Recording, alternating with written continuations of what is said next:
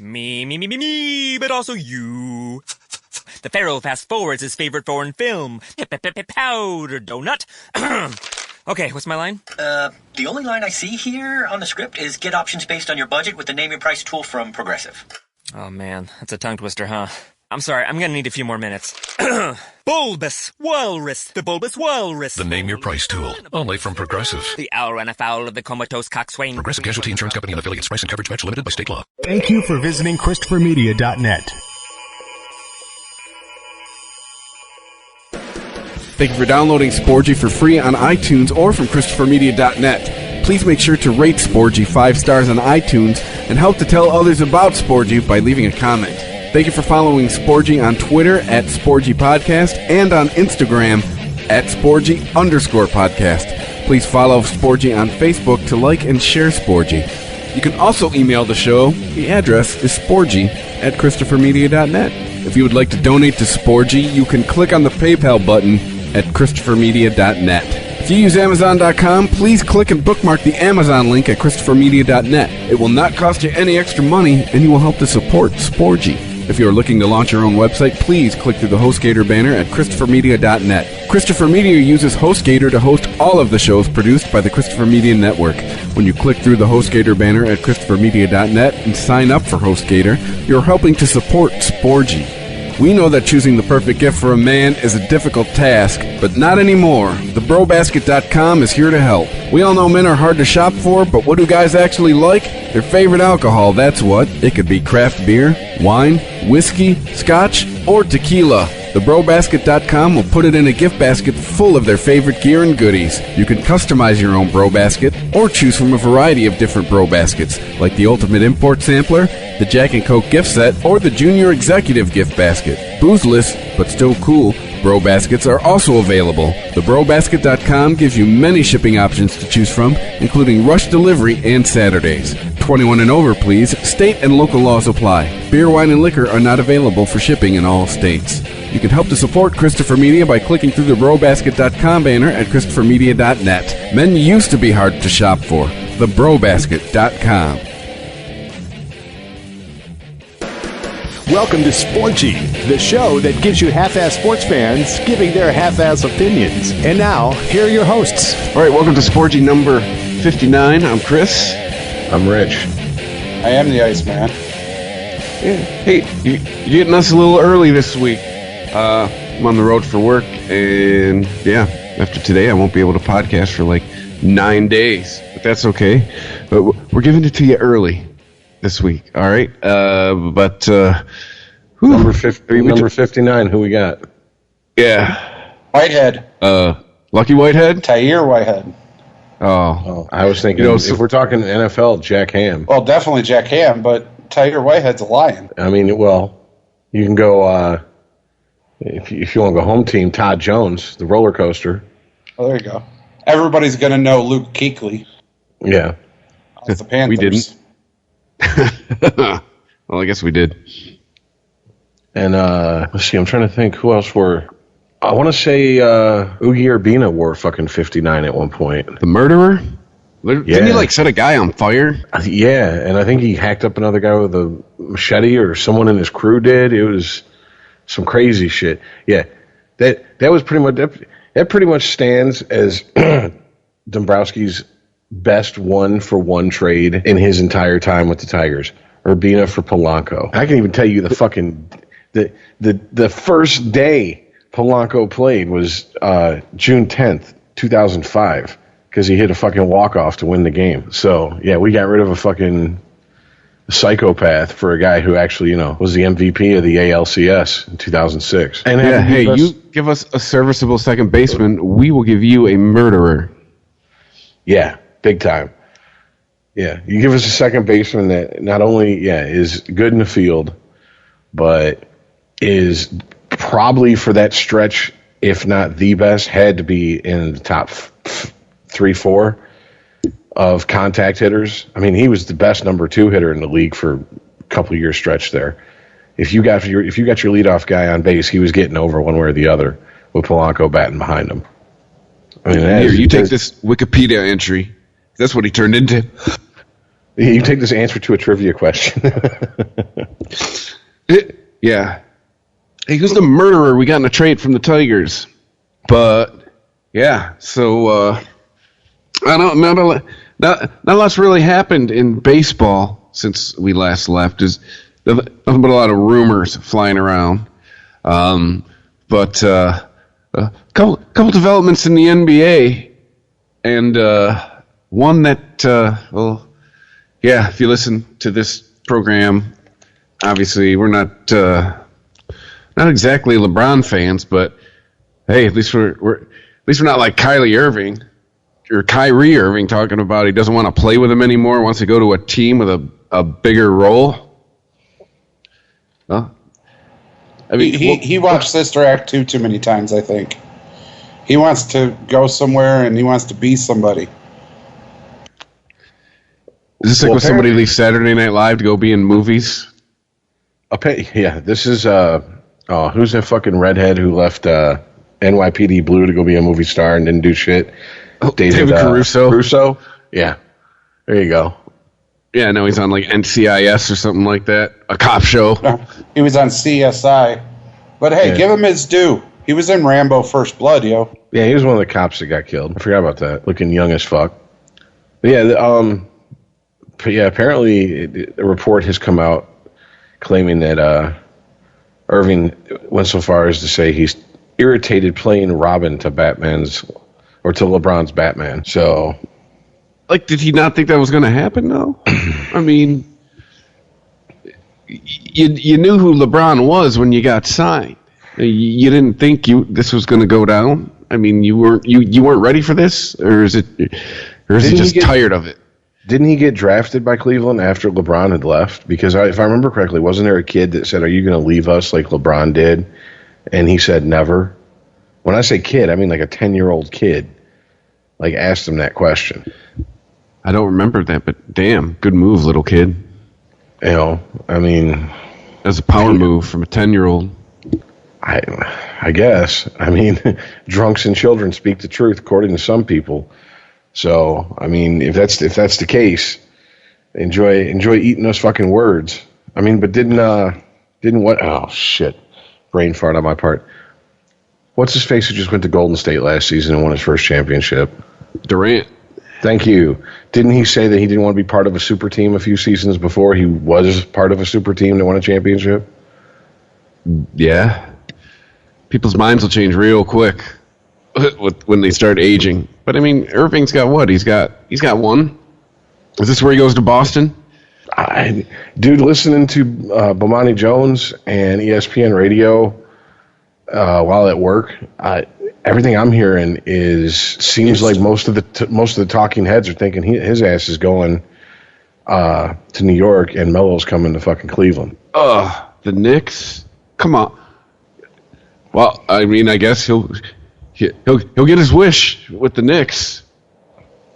He'll definitely play the lead role there. I mean, yeah, and a long line of guys that couldn't get the job done: Starberry, Melo, Ewing, Derrick Rose. Exactly.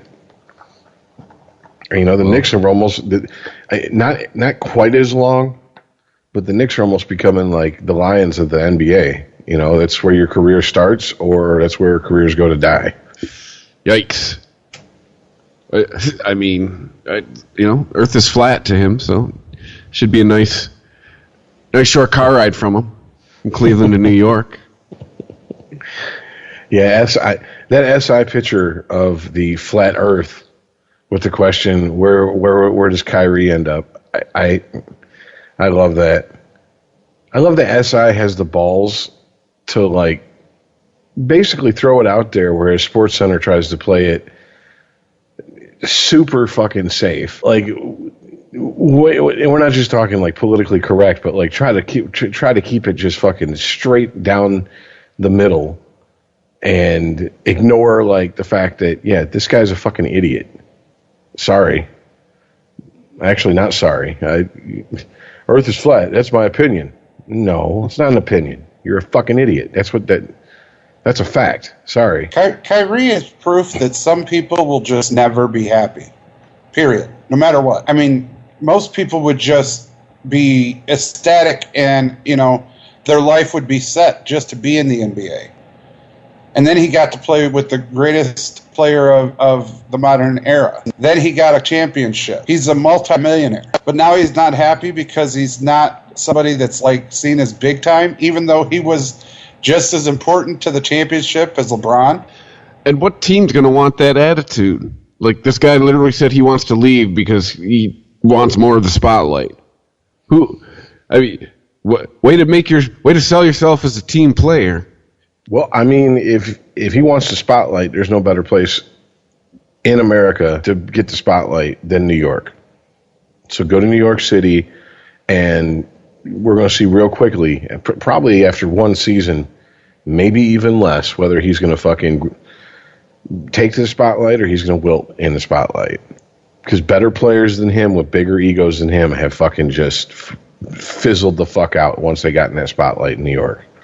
He'll end up in L.A. with LeBron in 2 years. Oh, I'm sorry, dog. Sorry, man. Didn't mean all that. Let's win a championship. I left you and my career nosedived. Please, let me smash. But how dysfunctional is Cleveland right now? I mean, you got one of their stars talking about he doesn't want to play with their other stars in public, making statements about it. LeBron talking about he wasn't down with how they got rid of the GM. I mean, it's... You still have no GM in Cleveland. Yeah. Chauncey turned him down. Yeah, because he thought he was getting lowballed. He probably was. They were probably going, oh, hey, yeah, you'd be a rookie GM, but you get your foot in the door. And he's like, I don't need it that bad later. That's too much headache for not enough fucking cheddar, sorry. Yeah. I don't know if you know, but I got to work 6 months out of the year in a cushy TV job. I'm cool. My NBA pension kicks in a few years. Be all right. Yeah, he doesn't have to babysit 20 and 30-year-old adolescents. I already got my championship way before you guys did. I made my money. Thank you. So yeah, the soap opera continues in Cleveland. Doesn't even have to be any basketball going on. I mean, yeah, but see, when I heard it though, seriously, I can't think of what goes through Kyrie's head. 3 years, 3 of the past years, you've been in the NBA Finals. You won it once. What the fuck is the problem? Hey, maybe it's Bron. Ever think of that? Drama seems to follow that man. No, I could definitely see that. Remember, I told you it's not cool to call your fucking teammates out. Maybe Irving had enough. Maybe he had enough. Maybe he had enough of LeBron running the franchise in a sense. Well, I mean, to be fair, if I don't let LeBron off with all the shit he did, I'm not going to let Kyrie off with this. But I mean, you have a great point. It could definitely be James. You know, you call out your teammates enough, yeah, they're going to get sick of that shit. Like I just said, you've been in the fucking championship the past 3 years. And you got LeBron screaming for help. Now you got Kyrie screaming, I want to be somebody. Oh, my God. Seriously? And Kevin Love ain't good enough? We got to get something else? Stop. Just stop. It could be worse. They could be the Chicago Bears. All right? Point guard by committee? At least there's a championship within the last few years in Cleveland. To me, this just reeks of you don't know. I'm trying to think of how to put this. Oh, fuck it, I'll just say it. You got a lot of guys in the NBA that just don't know their fucking role and know how to stay in their lane. All right, everybody fucking grew up watching Jordan and thinks they're the next Jordan. No one wants to be Scottie Pippen. What everybody forgets is that Scottie Pippen won as many championships as Michael Jordan. Sure did. All right. And even if Scottie Pippen was fucking Michael Jordan's fallout, he was still pulling top shelf ass. So shut the fuck up. Enjoy life. You know what I'm saying? I mean, look, here's the bottom line. Is he good enough to be the fucking the centerpiece of a championship team? I mean, according to James, yes. I mean, according to James himself, by him constantly asking for help over the last couple of years, he doesn't even think he's good enough to be the centerpiece of a championship team. And by centerpiece, I mean the straw that stirs the drink. Bulls didn't win shit when Jordan retired. Jordan unretires, they start winning again. If James isn't that guy, what the fuck makes Irvin think he's that guy? That's a good question. Ego?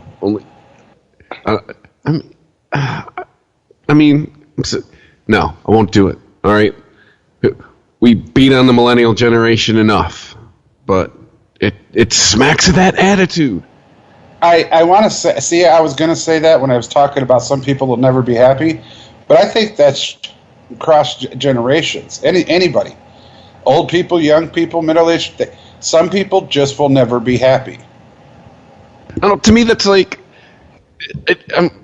I'm agreeing with Rich here about knowing your role and staying in your lane. It's like being in a band and all of a sudden going like, I don't want to be the guitar player anymore. I want to be the singer. Like, well, I want to be the front man. Good luck. Then I want you a know lot what of things. Then you know what you do in that situation? You don't piss all over your moneymaker. You go make yourself a solo fucking record.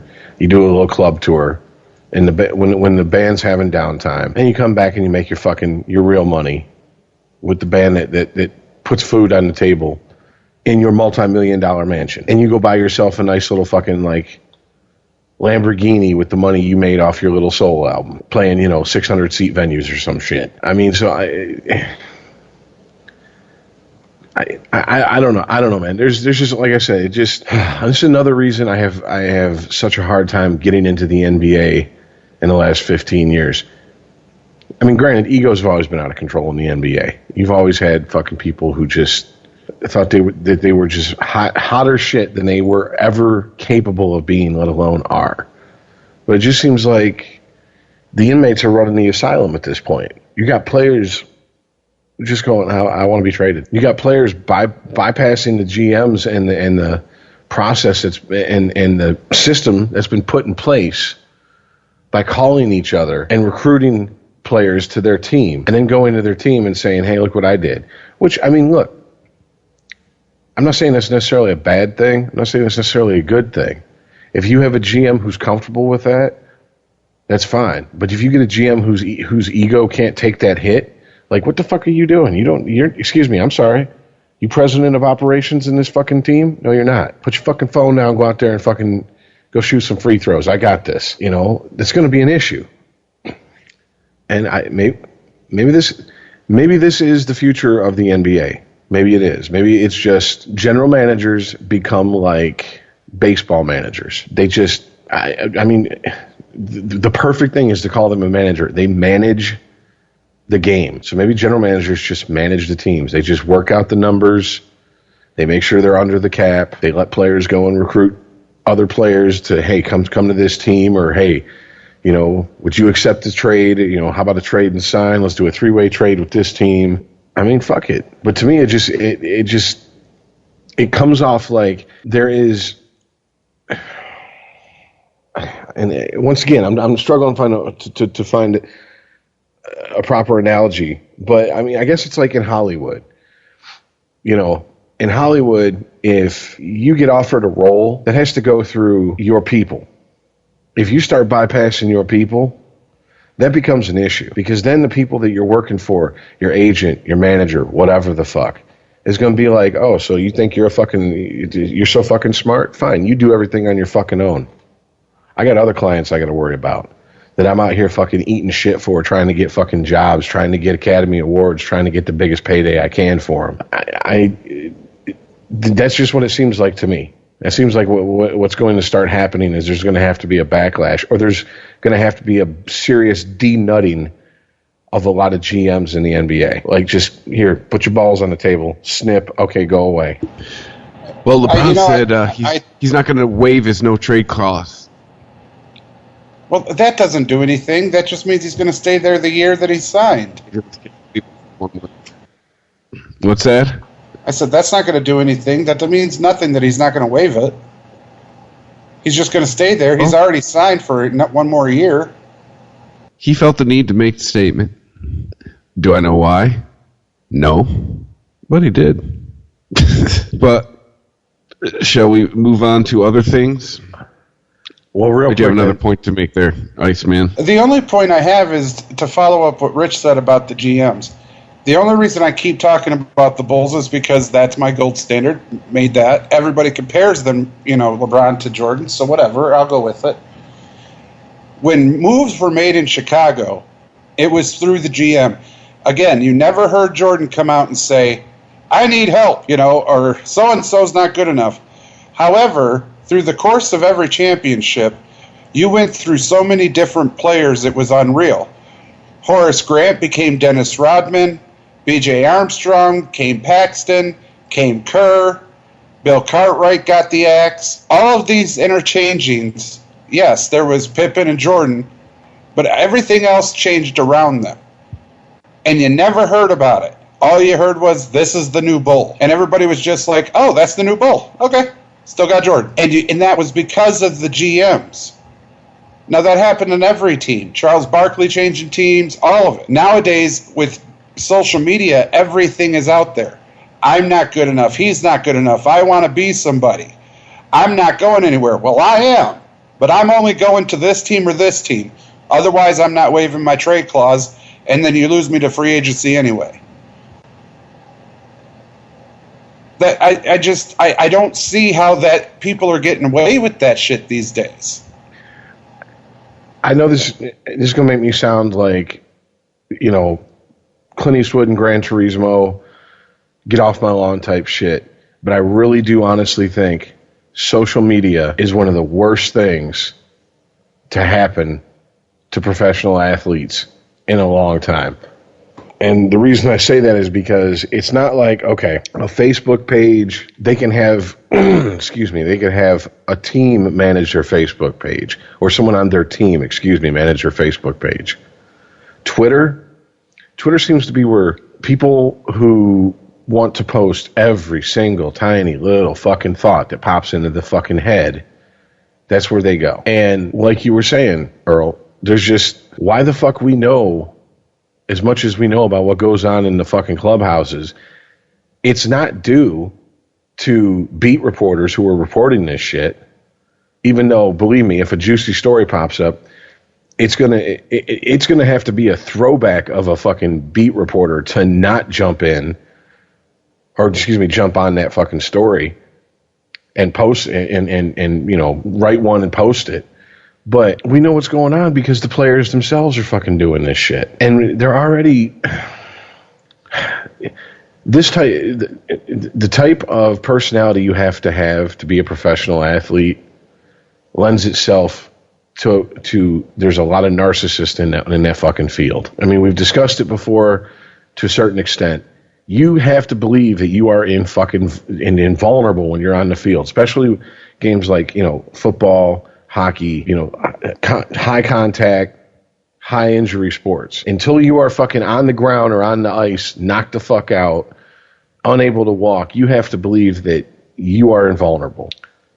And that type of belief, it doesn't lend well to social media, because these guys don't stop and think, well, maybe I shouldn't post this shit. How many times have we heard stories about guys, especially in the NBA, post something, and then the minute the backlash starts, the damage control starts. I was hacked. That's not what I meant. People are inferring something that I wasn't trying to. Well, look, you're a fucking professional athlete, and you post something cryptic about a teammate. They could be taken as your fucking, as the kids say, throwing shade or whatever the fuck. What do you expect? How do you expect people to take it? Or maybe you're Draymond Green and you send out your dick. And claim to be hacked.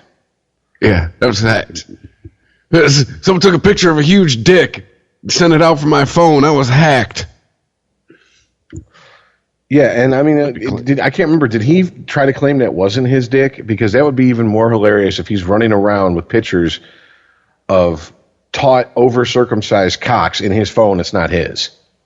I believe he originally did and then retracted. So you just run around with pictures of black cock in your fucking phone? Oh, yeah. He's a black guy. Well, I'm glad that the NBA finally has an openly gay player. It solves half the puzzle. Well, what I'm saying is that's not his. I mean, you go on my phone, you might find nudes, but they ain't going to be of me, and there definitely ain't going to be no dick pics that ain't on my dick. Why the fuck would I be carrying those around? Oh, yeah.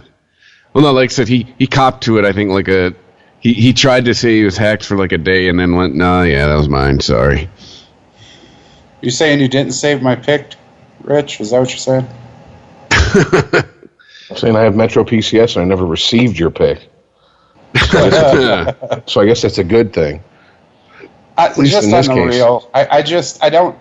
social media sucks for sports, but at the same time, we always talk about the old guard when it comes to players and how they play and act and whatnot. What about the management, the managers, the general managers, the owners? If Fedorov, whether he was happy, not happy, whether he was a bitch or a tough guy, it didn't matter because nobody heard shit about Fedorov. In any interview he gave, if he got out of line even a little bit, he got straightened right the hell up. Nowadays, Scotty, you don't see that shit. No, and that's also a cultural difference. Is that, and I mean, I'm not saying when I say cultural difference, I'm not saying that there's not personalities in the NHL that would tell a head coach, no matter who that head coach is, to go fuck themselves. They're going to do what they want to do. But I mean, we're talking, okay, how many professional hockey players have you ever heard of choking their own fucking coach? But it's happened more than a few times in the NBA and college basketball. Like, you can't, I'm sorry. There's, and control is not the right word, but I just can't think of the proper word. Reel in, I guess. I don't know. Get these, you can't control players who the minute they have a thought, can whip out their fucking phone, draw a fucking, stupid little pattern on it, unlock it, hit the Twitter app, and boom, their thoughts are now instantly fucking posted for the entire world to read. It's just a different time than it was even 20 years ago. I remember clear as day when the Red Wings got swept by the Devils in '95. It was during that sweep. Excuse me. One of the local reporters asked Steve Yzerman a question about the team and is it possibly, I can't remember exactly. Basically, he asked Steve Yzerman a question and Scotty Bowman come hauling ass around the corner and went the fuck off on that reporter and basically took the heat off of Yzerman and put it on him. Nowadays, if I'm the coach of an NBA team, I'm not doing that. I'm not doing that because the minute I do that, it's going to turn into, you're going to have a certain segment of people go, especially if that coach is white. There you go. Got to keep them field Negroes in line. Masses making sure that the plantation's running smooth. And even if it's a black coach and it doesn't turn into a racial thing, it turns into what's he, a little child? He a little boy? You ain't respecting him? He a grown man. He a grown-ass man, dog. He can speak for himself. It's a lose-lose proposition, man. You cannot win. You cannot win. And the NBA is just fucking on fire with nonsense with this shit. I mean, can you think of another sport that's had an off season where players are the ones running free agency as much as it's been this last year in fucking the NBA? NFL. Ooh. No, because they don't make calls like that. Except, no, they do. One guy. He used to play for San Francisco. Was recently told he needed a haircut by Michael Vick. But other than that one exception in the NFL. Beast mode. Beast mode. Retire. I quit. I ain't playing for shit. Well, I'll play for Oakland, but that's it. I'll come back. You're going to trade me to Oakland? Okay. If you trade me to Oakland, I'm coming back. But those are isolated incidents. I mean, we're not talking that every fucking day. That's an exaggeration. At least once a week, I'm hearing this player wants out of this team, blah, blah, blah. Who gives a fuck what you want? You signed a contract, man. And believe me, I'm not one to sit here and say they signed a contract so they have no recourse but to play for their team. You don't want to honor the contract. No call, no show. Sit your ass out. You won't get paid, but eventually you will be released and you will have your freedom. But you're taking a very calculated risk because now other teams are looking at you going, now what happens if we sign this dipshit and a season or two down the road he gets fucking a wild hair up his ass and he decides to pull this with us? But that's what, with everything comes risk. And I don't really think these guys have anyone around them or sitting them down. I don't think anyone sat Kyrie Irving down in his inner circle and said, dude, you look like a giant fucking douchebag right now. All right. You know what, though? I think even if they did, though, Rich, even if they have these people that come and try to bring them to earth, it's just a different time. They're going to be like, I ain't calming down. Fuck that. LeBron gets to say and do whatever he wants, and I have to sit here and be the good nigga? No. Well, at that point, then what you have to fucking do, or not have to do, but what you should do, if that's how a player like Irving feels, dismantle your team. And when I say team, I'm talking to people around him, because you obviously don't need them. You can do everything on your own, because that is why you have a team around you when you reach the level of celebrity and money that these guys are at. If you don't have people that you can trust, that can sit you down and tell you when you're acting a fool, and you can take that criticism, then what the fuck are they there for? A paycheck. So they're doing you no good. I mean, that's one of the things I've never understood about people who come from nothing and then get celebrity and money and then want to surround themselves with yes men. Well, yes men most likely weren't there when there was no celebrity and money. I want the motherfuckers that were there when there was nothing. I want the ones who were going, I don't give a fuck how big of a fucking star you are. I remember when you ate that nasty ass Sylvia's fucking pussy. Nasty motherfucker. You know what I'm saying? I want the dudes who are going to fucking break it down and be like, dude, you're being a fucking asshole. And even if it comes to fucking fist between me and that guy, I know that motherfucker's not saying it out of jealousy or, you know, some twisted fucking reason. He's saying it because he's been saying that shit to me since I've met him when I was nothing, when I was nobody. When I was Kyrie Irving, born in Australia, but somehow still thinks the world's flat. I mean, that's what... I don't know. Maybe I don't understand it because I've never been at that level. But and this isn't necessarily about Kyrie Irving. It's just it's crazy, man. With athletes these days, everybody's got something to say about everybody else, and they better take it. But when someone says something about them, you're a hater. And Stop a racist. Or what? Yeah, whatever the fuck they can paint you as. I mean, it doesn't even fucking matter. It's just whatever word they can try to throw out there to try to shut you up. And the problem is that the more and more bullshit terms get thrown around, more and more terms get thrown around in bullshit situations, the less and less power those words actually have. You know, it's the whole sky is falling, crying wolf.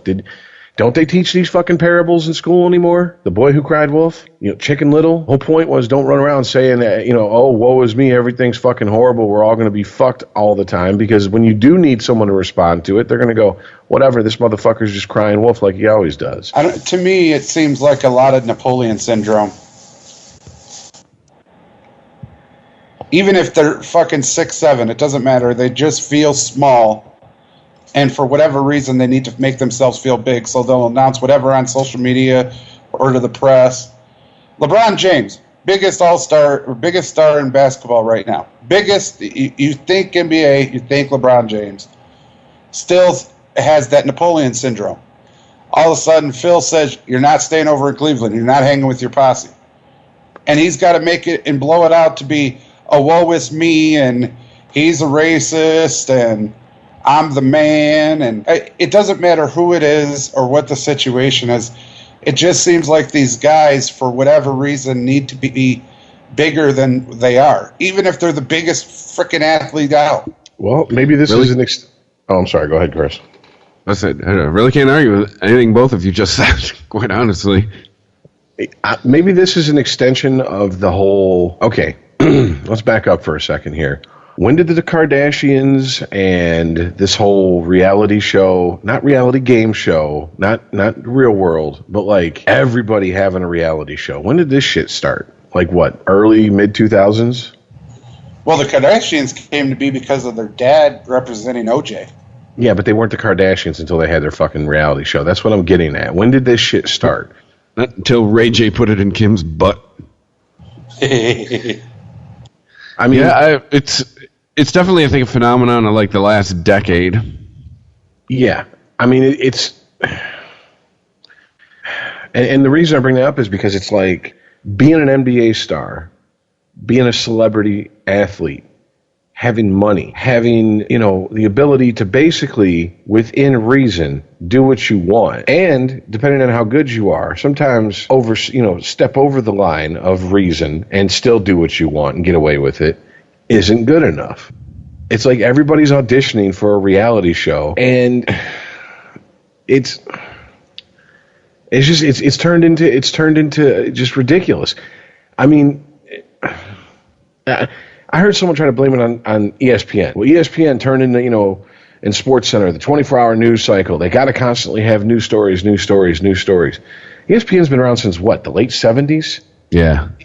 Yeah, okay, there was, 2 decades that went by before this shit started up, that ESPN had been around? And that's putting a very early date on the whole celebrities being a celebrity because they're a celebrity.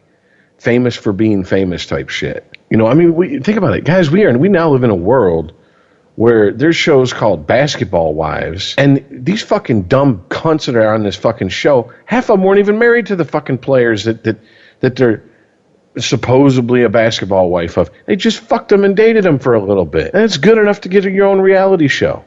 What the fuck did you do? You sucked the dick and spent his money. Why the fuck do you deserve to be famous? You're a paid hooker is basically what you are. Take your fucking money, stick it in your pocket tax-free, and go find your next job. But no, it turns into, I want to be a celebrity. I'm going to put an album out. I was number 34 on iTunes. Well, who gives a fuck? I could fart into a fucking mic and run up and down the stairs and probably crack the top 100 of iTunes. All right, what the fuck does that got to do with anything? But that's a society we live in.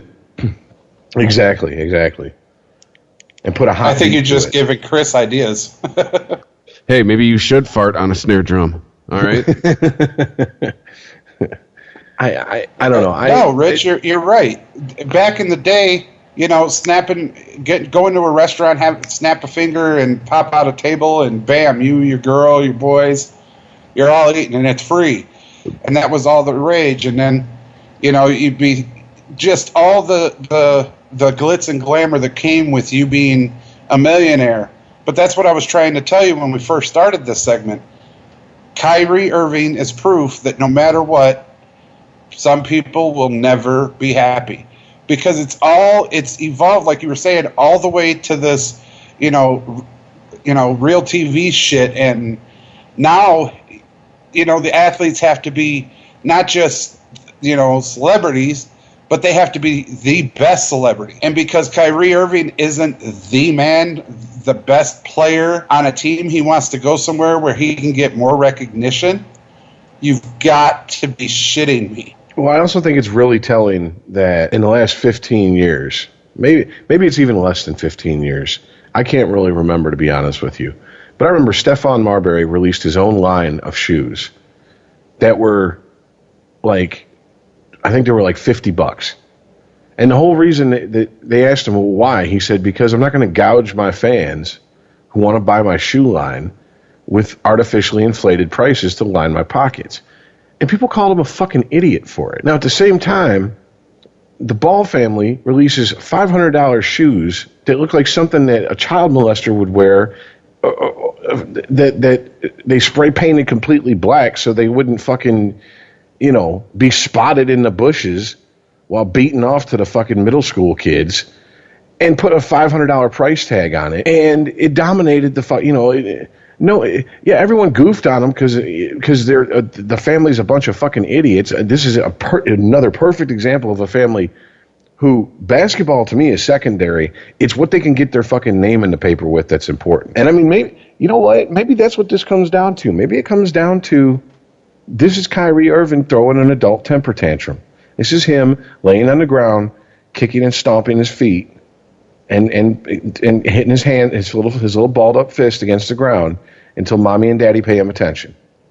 Mommy and daddy just happen to be the American public right now. Well, I mean, speaking of adult temper tantrums, when you see guys like LeVar Ball pulling that shit like he did this weekend, I mean, we're apparently showing we accept the behavior. I mean, because it's been what did he do? He pulled his team out of a tournament because he didn't like it with the call the ref made. So he literally took his ball and went home. That's a 50-something-year-old man. Yeah. Pulls big ballers AAU team off the court because he didn't like the call. Disputed a foul that was...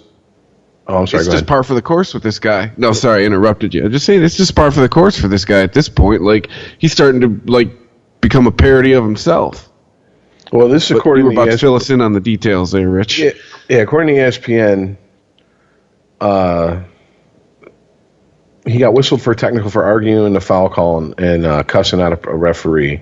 And, it was a playoff game at the Double Pump Best of Summer Tournament in Anaheim. The game was ruled a forfeit, giving a victory to the opposing team. That's a good message to send a bunch of young fucking athletes, hey, I don't like a call, so we're going to fucking basically walk off and forfeit a playoff game. And, you know, the beauty of it is that his youngest son, LaMelo, was there. And apparently LaMelo thought that was the funniest shit he's ever seen, because that's one of the things that he fucking has been quoted as saying. But anyways, the story goes on to say he disputed a foul called as one of his players went for a steal along the sideline immediately after the whistle. Ball repeated, that's not a foul, that's not a foul, that's not a foul. Then an apparent reference to the official who Ball felt was out of position. He said, he came way over here to call that bullshit. After being issued a technical, Ball motioned towards his players in the court and bench and said, let's go. Ball and his players proceeded to grab their gear and leave the court. In a video posted by Overtime, Ball can be heard saying outside the gym afterwards, it's not about the referee. I'm not going to have my guys playing hard and they're cheating. I don't play that shit. And wow. Let's see. Ball has been no stranger to controversy this year. He recently got into a war of words with 76ers center Joel Embiid, who was fined $10,000 by the NBA for directing an obscenity at Ball on social media. Ball quit once again. Look here. What just cost a player $10,000? Social media. Ball quickly fired back at him, saying, you got to use cuss words when you don't have no intellect. And you don't have no. Okay. The irony is, you think LeVar Ball understands irony? No. No, I don't. I don't think. I don't think there's a lot of deep thinking going on with some of these fucking athletes, and especially with Papa Ball here, because I think his eyes are so on the brass ring that it doesn't matter. Everything, he's got blinders on. It does not matter. He wants that reality show. He wants his entire family to be famous. Okay, his wife had a stroke. That gets played up in the media. He wants sympathy for that. I mean, there's nothing this guy won't use to try to get his name in the media. And here's the bitch of it.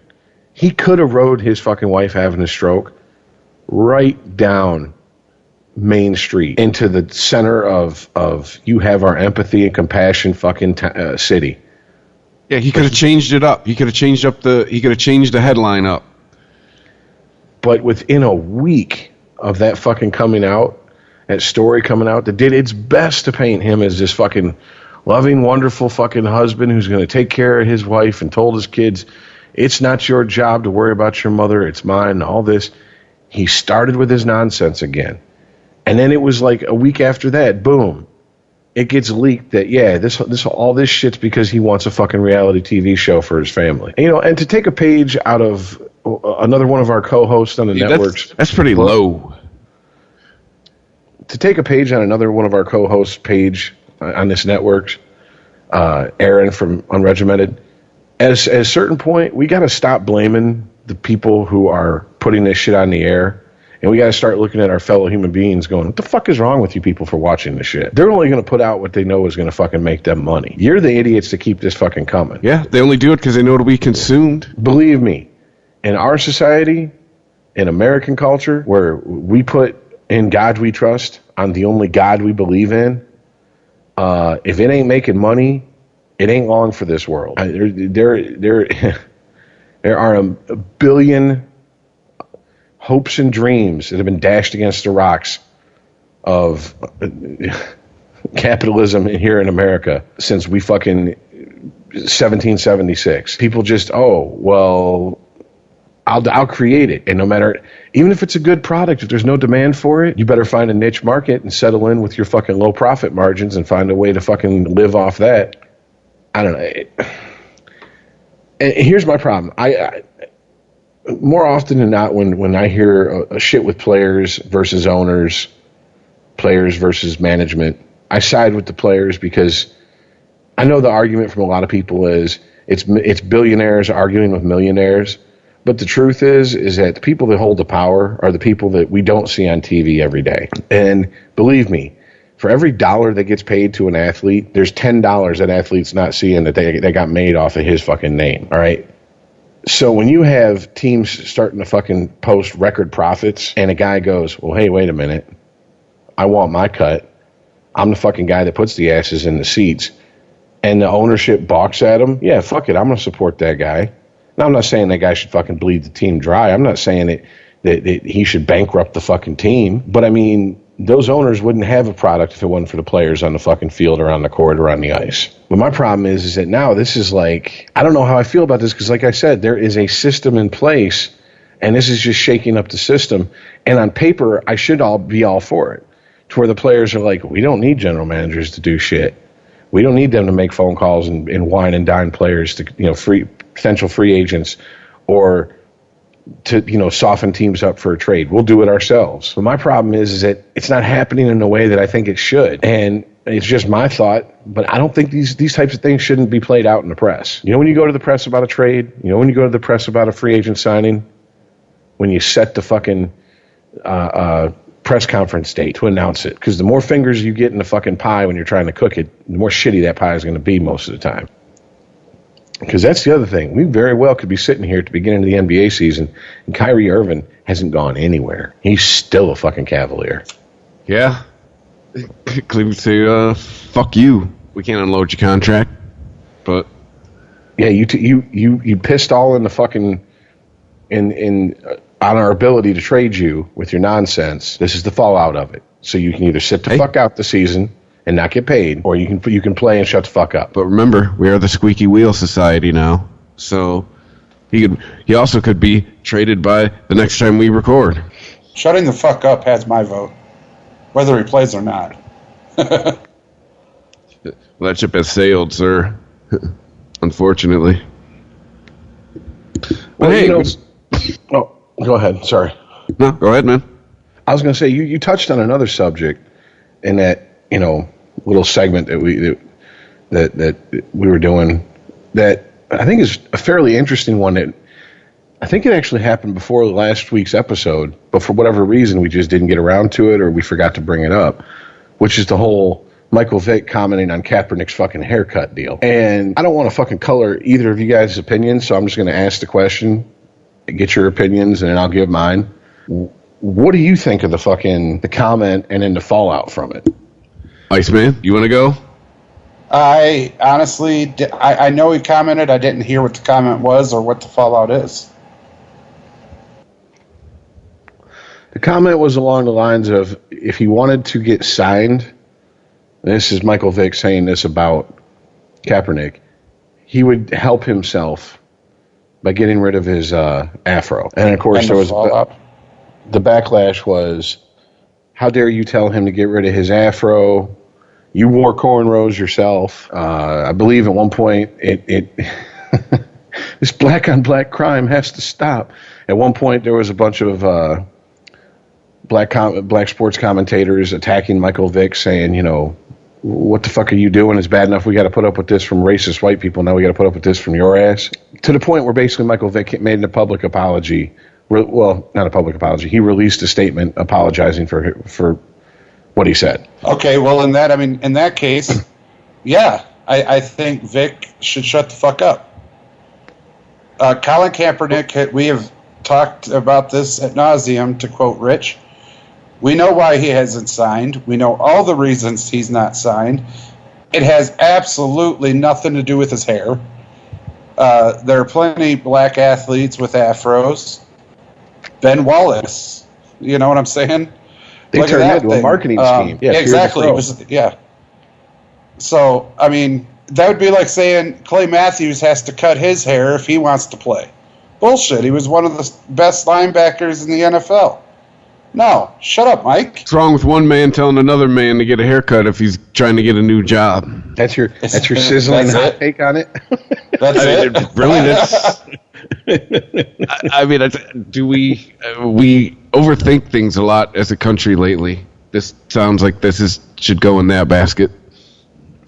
Well, I'll say this. Mike Vick was running around with cornrows in Atlanta. Donovan McNabb.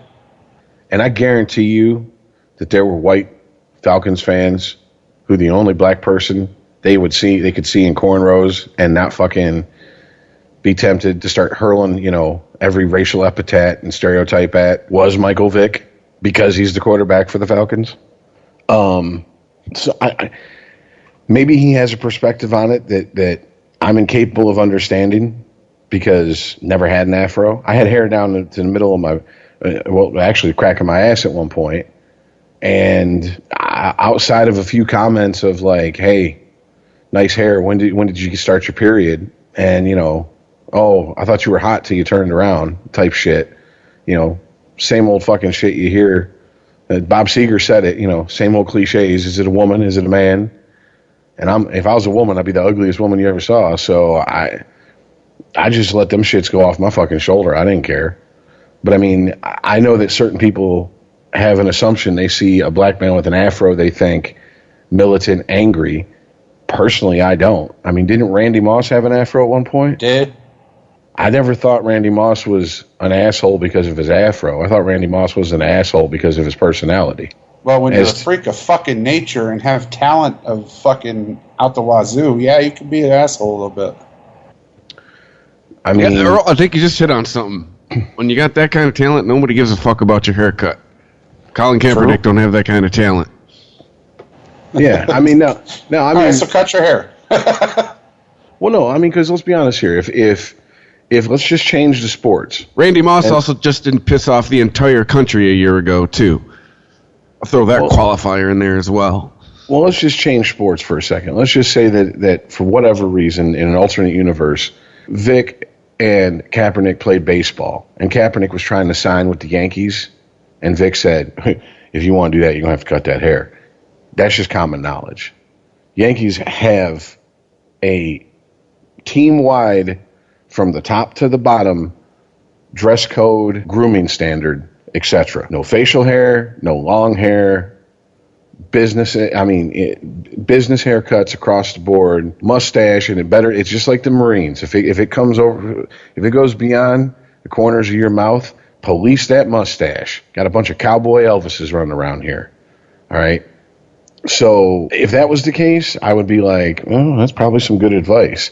To me, that's like saying to OJ, hey, the reason America don't love you is because you did the Naked Gun movies. Like, whatever your opinion about the Naked Gun movies are, that ain't the reason people are fucking pissed at OJ. In fact, the Naked Gun movies are very much an afterthought to most people's minds when it comes to OJ anymore. I don't think I agree with you, I don't think Colin Kaepernick's hair has got a goddamn thing to do with where he's fucking signed, or whether he's signed or not, excuse me. And I think, honestly, Mike Vick was trying to be probably a little bit more profound than he should have been. Well, Rich, let's take it to your part of the woods there.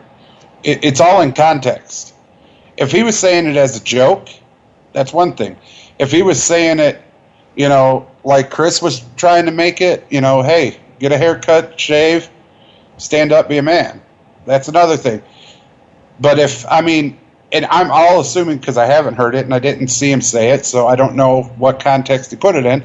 So I only assume with the fallout that Vic was saying it in a manner that said, hey, you look too black with a fro, cut it, look a little bit more white, and you might get signed. At that point, Mike Vick needs to shut the fuck up. Not only Does anyone else realize we're in a society now where black people can't say things to black people anymore?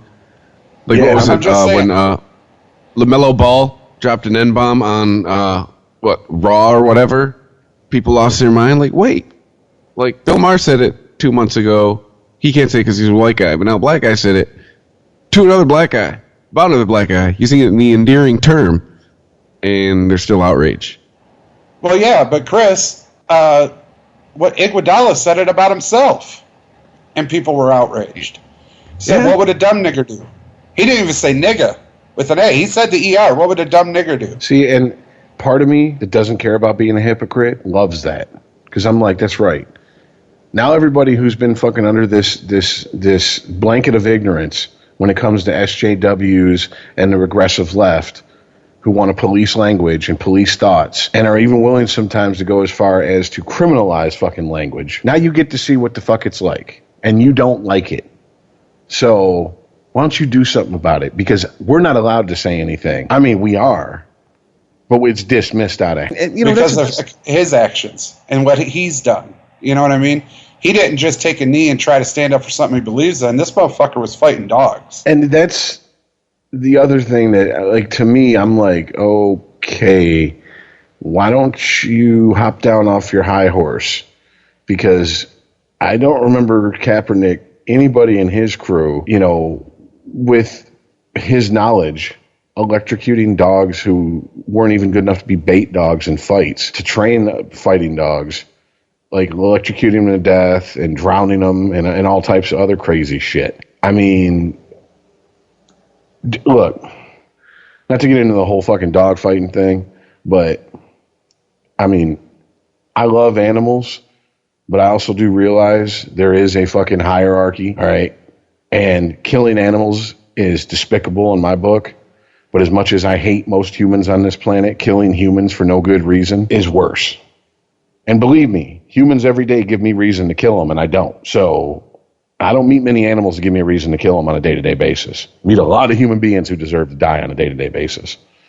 But for him to try to be some sort of, like, Chris, what do you call it? Like, no, like, Chris, what do you call it? Like getting up on Mount Pius or whatever? Yes. Standing up on Mount Pius. You are the wrong person for that job, homeboy.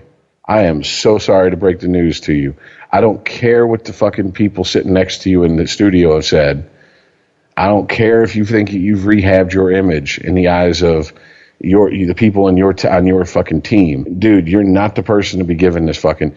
It's like when it come out that, okay, when Bill Cosby was found not liable or whatever the fuck it was, because it wasn't, or was it not guilty? Oh, the hung jury. Thank you, hung jury. Thank you. That's what it was. Okay. And then like the next day, his people announced that he's going to go around. I don't mean to laugh, but I mean, it's like something out of an Onion article. The next day after a hung jury on a sexual assault charge, he's going to go around and talk to young people and athletes how not to get sexually assaulted. First of all, don't take a drink from Bill Cosby. Number one rule of that seminar. Yeah, pretty easy. Second of all, don't be 14 and be around R. Kelly. R. Kelly. Yeah.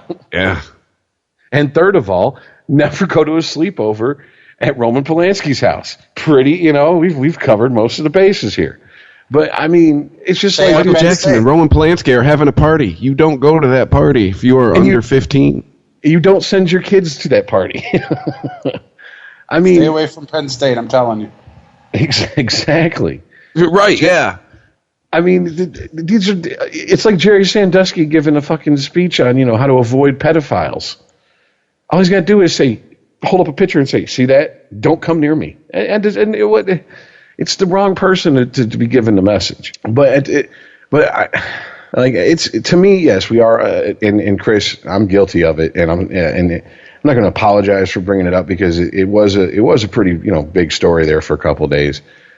But yes, we are overthinking it. And when I say we, I do include me along with the media that went into the whole fucking rigmarole. But it does kind of speak to, like, really, are we really focusing on the issues here?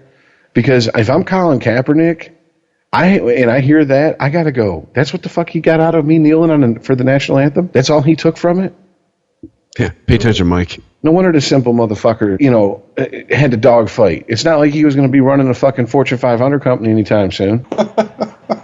That's a very good point, Rich. Out of all of the things that Colin Kaepernick has done, the pigs on the socks and the kneeling and all of the shit, cut your hair, that's the best advice you got for him, man? I mean, it's just... It's amusing in a watching a car wreck in slow motion way. It really is, because it's like you just missed the point, dude. You just missed the point, Mike. It's like, shh, sit down. Go sit over at the little kids' table. We'll call you when it's time to break down football plays. Social issues, not so much. That's like looking at Mike Tyson and going, hey, you know what? Just stay out of tattoo shops, Mike. That's his biggest problem. That's what he has to avoid. Okay. Yeah, exactly. Don't go to pageants. Don't want to give him that advice? No? All right. Yeah, I just... It is very strange, and it goes back to something we've talked about on Unregimented, and we've talked about here a few times, we haven't gotten into it as deep. But, I mean, this is the, PC police run amok, eating themselves. I mean, it is the regressives who want to take away speech and take away people's right to say things, turning on each other and turning on themselves. And part of me does enjoy that because that's how these people are going to fucking fall apart. It's just like, you know, the Klan beefing with the Aryan Brotherhood. I don't really care about that. Let them kill each other as far as I'm concerned. I have no fucking problem with that. As long as they don't take out anybody else and they just kill each other, no collateral damage, don't give a fuck. You know? And the idiots who want to fucking tell everybody what they're allowed to say, think, feel, who are trying to take out people who feel the same way, but they have one different opinion than the other group, so they're the enemy. I don't really care. Fuck them. Just go. This kind of like touches on some that we talked about earlier in the episode about, you know, the people who cry wolf all the time. This guy's always falling. Like, I got outrage fatigue. At this point, I'm like, oh, and someone was, you know, we hear, oh, and there was outrage about this. And I'm like, where I'm at now, I'm like, oh, of course there was. What were we mad about now? Like, and it's starting to become white noise to me, white guilt noise. That's like the meme on Facebook. Phrase I'm coining it. That's good. Good morning, Facebook. What are we offended by today? Yeah. Well, the thing is, when you say you have outrage fatigue or people taking, you know, you're like, I don't really care if people are offended anymore, which I'm right there with you. For me, at least, it's because I don't believe they're outraged or offended. Like, true offense, I've seen. It's a visceral reaction, all right? And and I've offended people who I had no intention of offending, none whatsoever. And if I offended anybody in this room, I am sorry. And when you see that in a person and you didn't mean to offend them, then you go, whoa, I'm sorry. Wasn't trying to pick a scab on that situation. But when people just walk around waiting to be offended and are looking to manufacture, like, it's manufactured outrage and offense.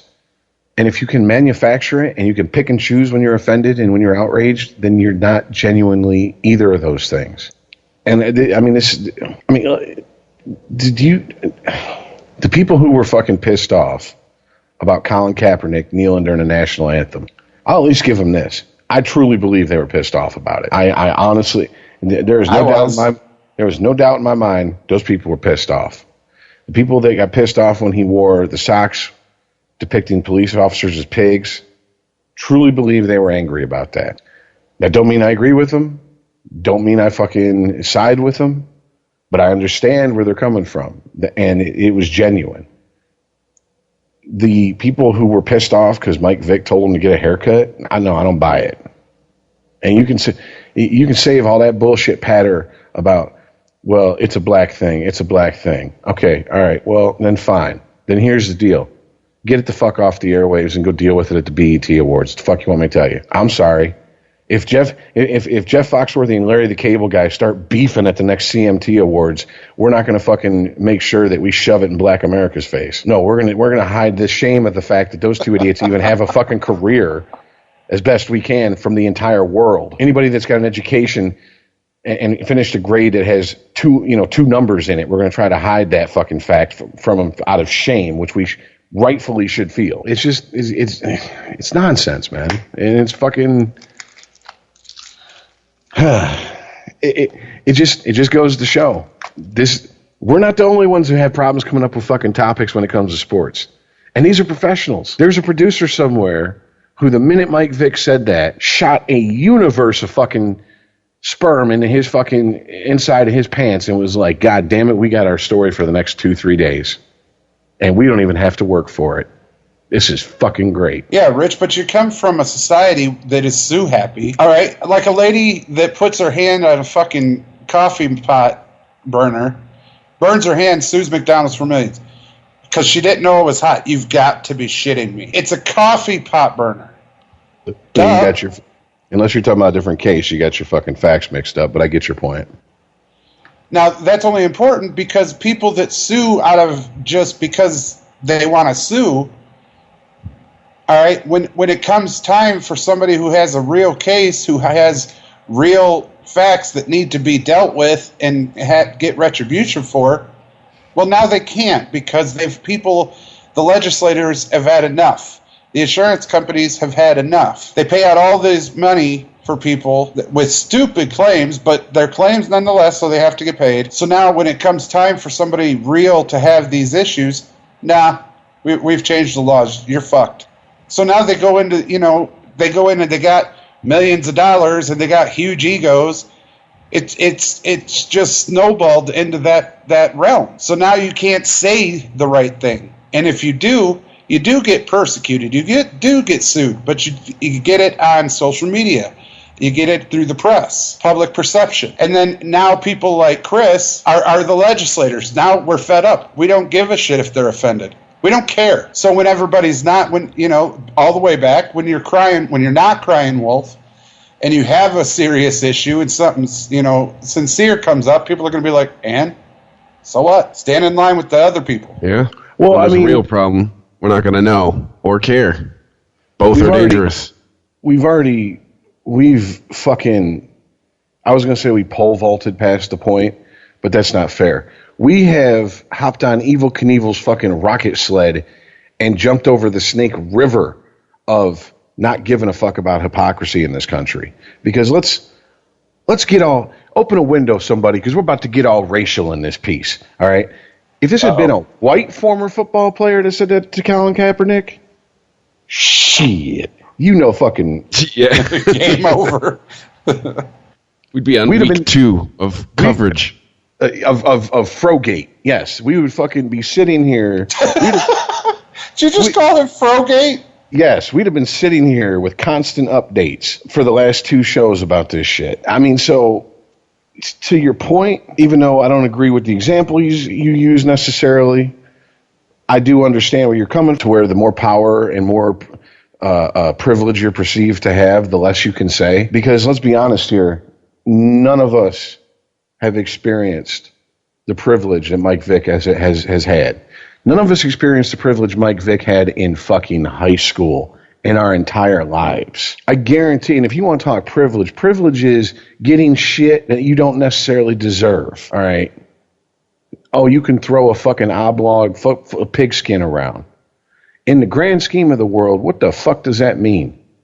Not a whole lot. But because there's a market for it, and college teams took a look at him and said, we can win. And we could fucking sell jerseys, and we could put asses in the seats with him playing for us. He was given fucking chances that we were never given in high school. He was given passes we were never given in high school. I guarantee you he didn't fucking earn every grade he got. And if anyone wants to fucking argue with that, I challenge you to look up all the colleges that get busted constantly for pushing through their star athletes with grades that they don't deserve.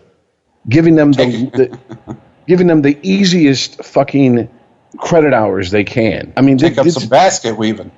Exactly. A lot of weightlifting classes. How many keyboarding classes can you take? You know what I'm saying? I mean, that's what I'm saying. So this is just once again the sports media going. And I almost can't blame the sports media on this one. They're cowards, but I can't blame them for it because in today's climate, you cannot be honest. You cannot say, why are we talking about this story? And why? Because my initial reaction was like, black guy told another black guy to get a haircut. Next. Like, yeah, I'm sorry, dude. Am I minimizing it too much? I mean, dude. Yeah, I mean, if you want to get it down to brass tacks, growing up, I had a couple black friends who their hair game was all fucked up, and white, black, it didn't matter who in our crew. Bro, your shit looks like 70s porno, Bush. You need to get your shit tightened up. Come on, man. What the fuck's wrong with you? Yeah, even Questlove has a hairstylist. I mean, Questlove goes make it look like this.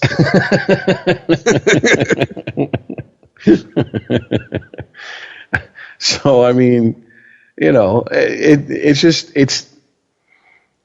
the context of where he said it, which was in front of a fucking camera, and it was broadcast, and it was something that if he said to him, and someone had a fucking, like, it was a one-on-one situation. Like, if it was him and Mike, if it was Michael Vick and Kaepernick at some social event hanging out, and someone whipped out their cell phone cam, and Mike Vick was like, oh, hey, what's going on, Kaepernick? How's it going? Hey, what's going on, Vick?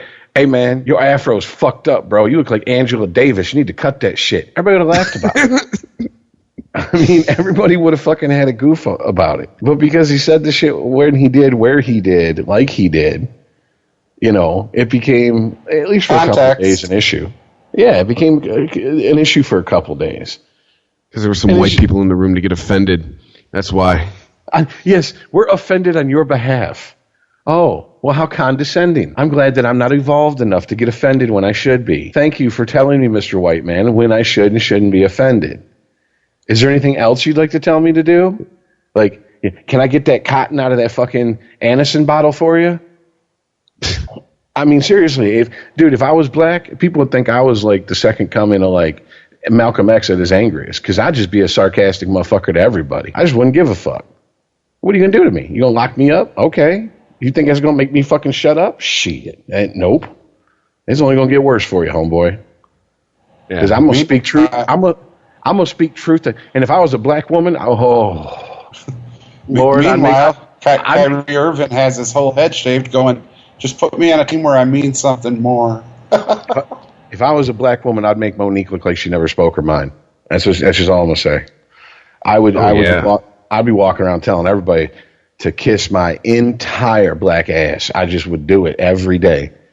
I'd just go fuck with everybody and get in their face and be like, I dare you to say something about it. I got the media on speed dial. I swear to God. I know, right? Make me call Anderson Cooper. Make me call Anderson Cooper. I got MSNBC's number and I ain't afraid to use it. Shit. Oh, fuck. Well, okay. We've offended enough people for one podcast. I guess it's time to move on to a different subject. Yeah. And Iceman, didn't some shit go down? Yeah. Oh, wait. Didn't some shit go down in NASCAR you want to talk about? Yeah, Casey Kane won. Who thunk it? Not it's only his 13th win. Yeah, I know, right? This is all you. Oh, no, you were like Casey Kane won for the 13th time. And my point to this whole thing was that's only shocking because NASCAR has, if anybody follows NASCAR that listens to us knows this, has adopted their race for the cup, race for the chase, if you will. And you could actually win the NASCAR Cup. What is Monster NASCAR Cup now? What it's called? Winston Cup. Sure. You can win the Winston Cup. Fuck that. That's what I'm going to call it. That's what it's always been for me. Going back to the old school, because I'm an old fool. I'm just saying. But you can win that without winning a race. Hasn't it been that way for a while? It's where you place over the season. You get points, and at the end of the season, whoever has the most points, boom, wins the championship. No, right? At the end of the season, you go in for you go into the chase for the cup instead of the race for the chase. You got to race for the chase, so basically go into the quote playoff, and then once you get into the chase, you got to keep winning points. Who the fuck is coming up with NASCAR's marketing plan? Did they dig up Dr. Seuss or some shit? Dude, it's all fucked up. But the point how stupid do they think their fans are? Let's make everything rhyme. Back in the day, it was anybody's game. There was no restrictor plates. You could go as fast as your car could fucking travel and hold together. And who knows what's going to happen and who knows what's going to win. You know? But nowadays, with restrictor plate and this new point system, it's always the same group of people up top. You know, I could name some names, and even the most casual fan or, you know, people that don't even follow NASCAR will know who I'm talking about. You know, Kyle Busch. You guys have heard of him? Yeah, I thought you were going to talk about Kyle Busch and Martin, whatever his face, wrecking each other at the backyard. Yeah, that's what I thought you were going to talk about. I didn't know you were going to talk about some Casey Kane. Casey Kane sounds like some fucking shitty knockoff DJ in the middle of fucking Clintonwood, Virginia somewhere, but go ahead. Yeah, Casey Kane. Casey Kasem. And this is Casey Kasem. No, it's just it's only surprising that he's won. It's not because it's his 13th win ever. It's just it's out of the norm for people. Jimmy Johnson didn't win. I mean, there were back in the day. There were a few. Dale Earnhardt. Richard Petty, but anybody could win. And now it's the group that usually sits up top, and it's almost boring for that reason. Because you used to watch racing because you never knew what was going to happen and you never knew who was going to win. Now you have a pretty good idea of the group that's one of them are going to win, and everybody's trying to be made the same with the restrictor plate. So anything that you other than going fast and turning left is the big joke about NASCAR. But I mean, other than trying to watch your favorite driver, it's not really fun anymore to watch that sport. You just want to watch it for the wreck now. You really do. So you want to watch races like Talladega, Daytona, stuff like that. And ladies and gentlemen, and the transgendered in our audience, this is from a NASCAR fan. NASCAR is really a huge NASCAR fan, literally and figuratively. NASCAR is not even that much fun to watch anymore. Are you sure that this, dude? All the times we've bitched about sports not being as fun as they used to be. You sure we're not just getting old and we've seen it before, so it's like it's not that big of a deal? Unfortunately, we are getting older, Rich. But with that, everybody's, all the way back to now, Save the Children has come to full circle to save the athletes. I mean, seriously, football has gotten more sissified. Hockey, you can't fight. You could barely check. Basketball, if you're in the circle so many inches of where the player lands, that's a foul. If he goes up to shoot a basket and you're near where he lands, foul. It just becomes, it's sissified. Same thing with NASCAR. Baseball, you can't intentional walk anymore. Get the fuck out of here. NASCAR, you can't go over a certain speed. You have a restrictor plate on your carburetor that slows your car down. So essentially, this is the skinny genification of NASCAR. Oh, 100% is. Because they feel that if you go so fast and then hit a wall, your chances of dying has escalated. Credit to Michael Rappaport for that phrase. Yeah, wasn't it basketball that he said it about? Yeah, he always talks about the skinny genification of the NBA. See, I'm gonna stick with it's just because we're getting older, at least a little bit. Because I'm gonna paraphrase or quote Patrice O'Neal on this. Like at 20, I really loved pussy, but at 40, I love pussy differently. Like I only fuck to have a memory to jerk off to later now. Like this, I only watch sports to go. It was so much better when I was younger. I mean, it's just. I mean, serious. Rich, after that, I just want you to know you got some serious couch issues. Those are issues that need to be dealt with while lying down on a couch. Just saying. Give a fuck. The man knows what he wants. I mean, hey, Bernie Mac also said it. He's like, hey, look, man, I'm in my 40s now. You get 3 minutes. That's a heavyweight bout fight, 1 round, and people have been knocked out in the first round. Fuck all the rest of that shit. Hooting and hollering and squirming and shit. Shut the fuck up. Get your nuts so I can watch TV. I almost feel like that's how we've gotten about sports. Like we should really like the Sporgy Old Man podcast or something like that. No, Rich, you're right. We are getting older, but it doesn't go without saying the sports have gotten more sissified, and I've just explained how. No, I agree with you, dude. Yeah, it's sports in general just really aren't fun to watch because of the sissification. It really isn't.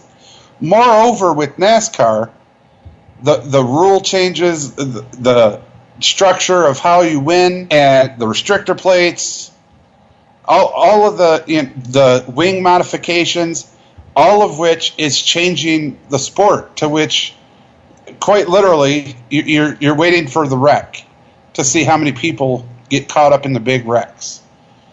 Well, dude, I mean, and this isn't just to us in 2017.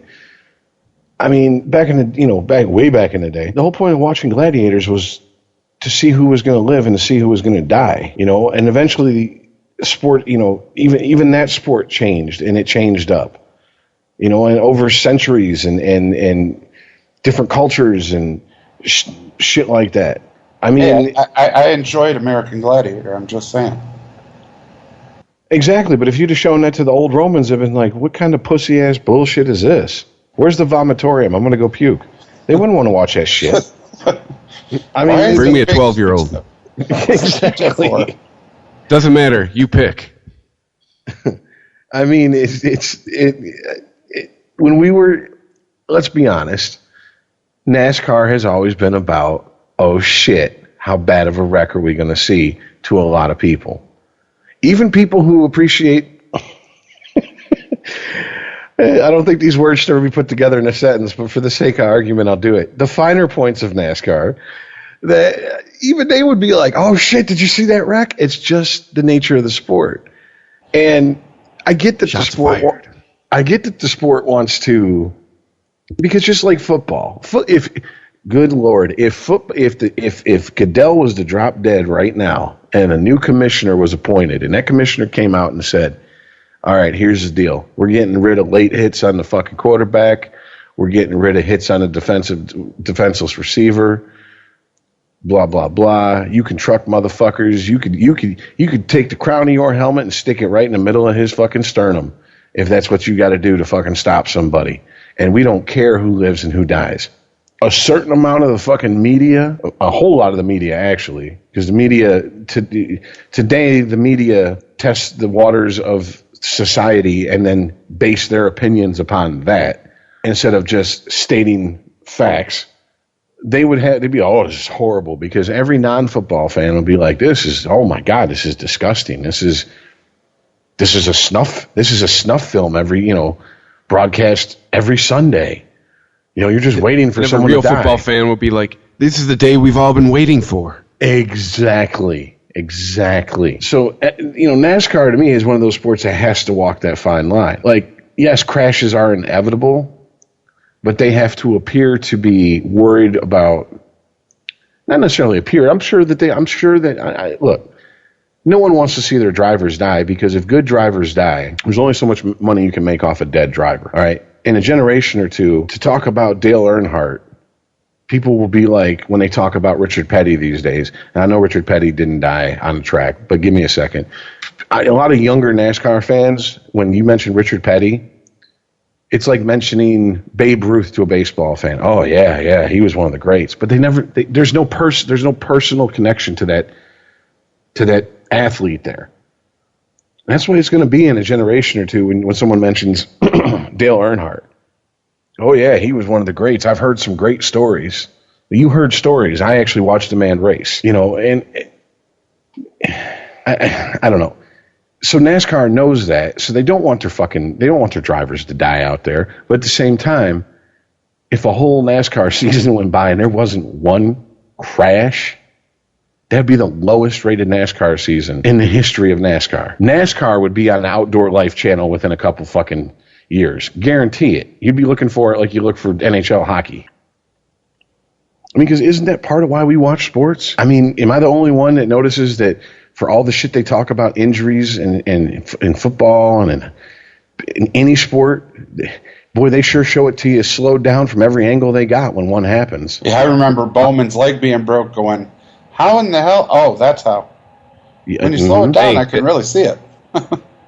How many times have we all seen the Joe Theismann injury?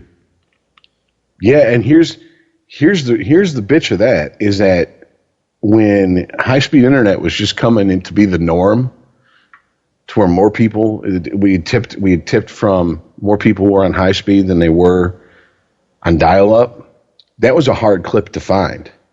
All it took was one guy who had a VHS tape of it somewhere to upload it, and that thing got passed around more than a Kardashian in an all-black prison. I'm fucking telling you, man. That shit.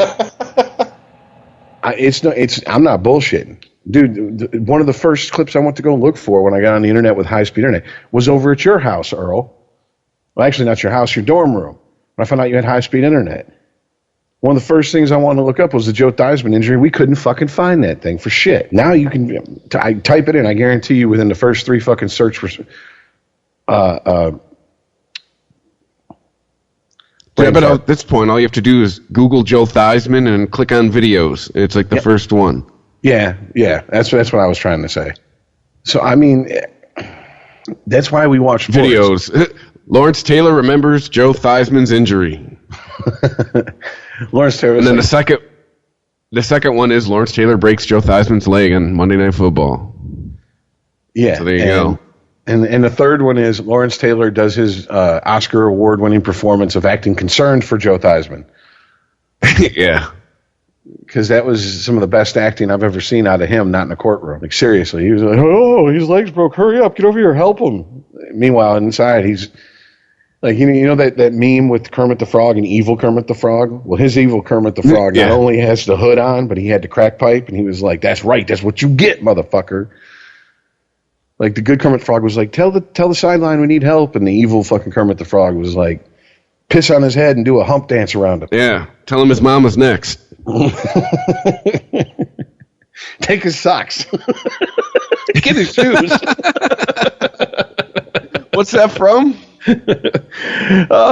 That's Patrice O'Neal, isn't it? Yeah, he's like, we used to paralyze motherfuckers and be like, get his socks. And then we'd tie them to our helmet for the next team. They'd be like, oh, that's the motherfuckers to be putting paralyzed motherfuckers' socks on their helmet. We don't want to play them. Oh, shit. I mean, is there a voyeuristic fucking aspect to it? Of course there is. But it's amazing that when we watch the news, most people fucking won't shit on people for their voyeuristic fucking, tendencies when they're watching the news. Because it's information being spread. But if you watch sports, it's, you just want to see gratuitous violence. Really? I've never seen more violence on a football field than I've seen in a Saw movie, sorry. Quentin Tarantino isn't running the NFL, all right? I don't know where the fuck you think all this violence is. And even when they do fight, they're idiots for throwing fucking haymakers at each other with them goddamn helmets on. I mean, it's not like it's a fucking hockey helmet. Those are full-face fucking mask helmets. What the fuck you think you're going to do? Break your hand, stupid? That's about all you're going to do. I mean, even when Sue stomps on somebody, they acted like, he literally like went over, face fucked the Queen and wiped his ass on the fucking flag, the Union Jack on the way back to America. And it's like, dude, that shit happens all the time in football. Earl, how much nasty shit happens at the bottom of a pile in high school football? All of it. Thank you. I played friendly fucking games, and there's some eye gouging and ball grabbing going on at the bottom of a pile. And that was with my friends. You know what? I'm still mad that he went to Miami, but I'm still going to defend that shit. Let go of the man's fucking leg. Either that or get your ass stomped on. Pick one. 5 years later?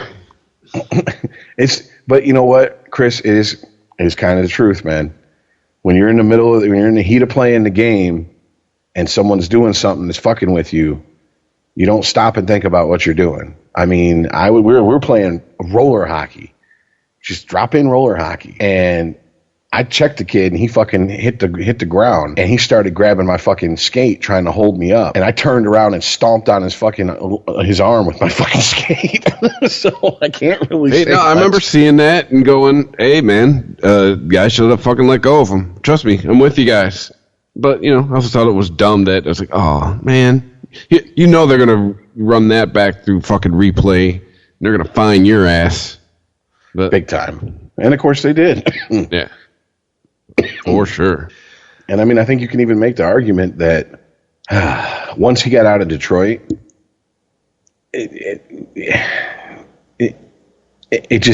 fucking mystique disappeared.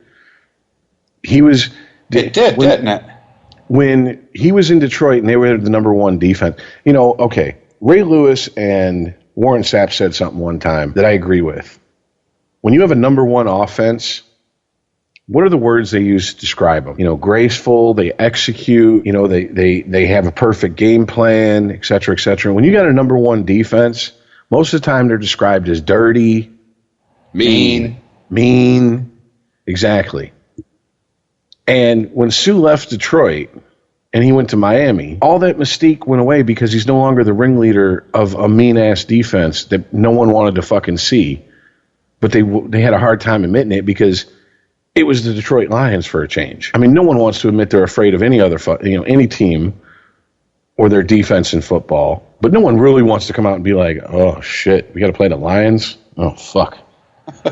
I was watching Necessary Roughness about 2 days ago, laughing my ass off because that backup quarterback came in. I was like, that's how that motherfucker quarterbacks looked in our front four when Sue and them were there.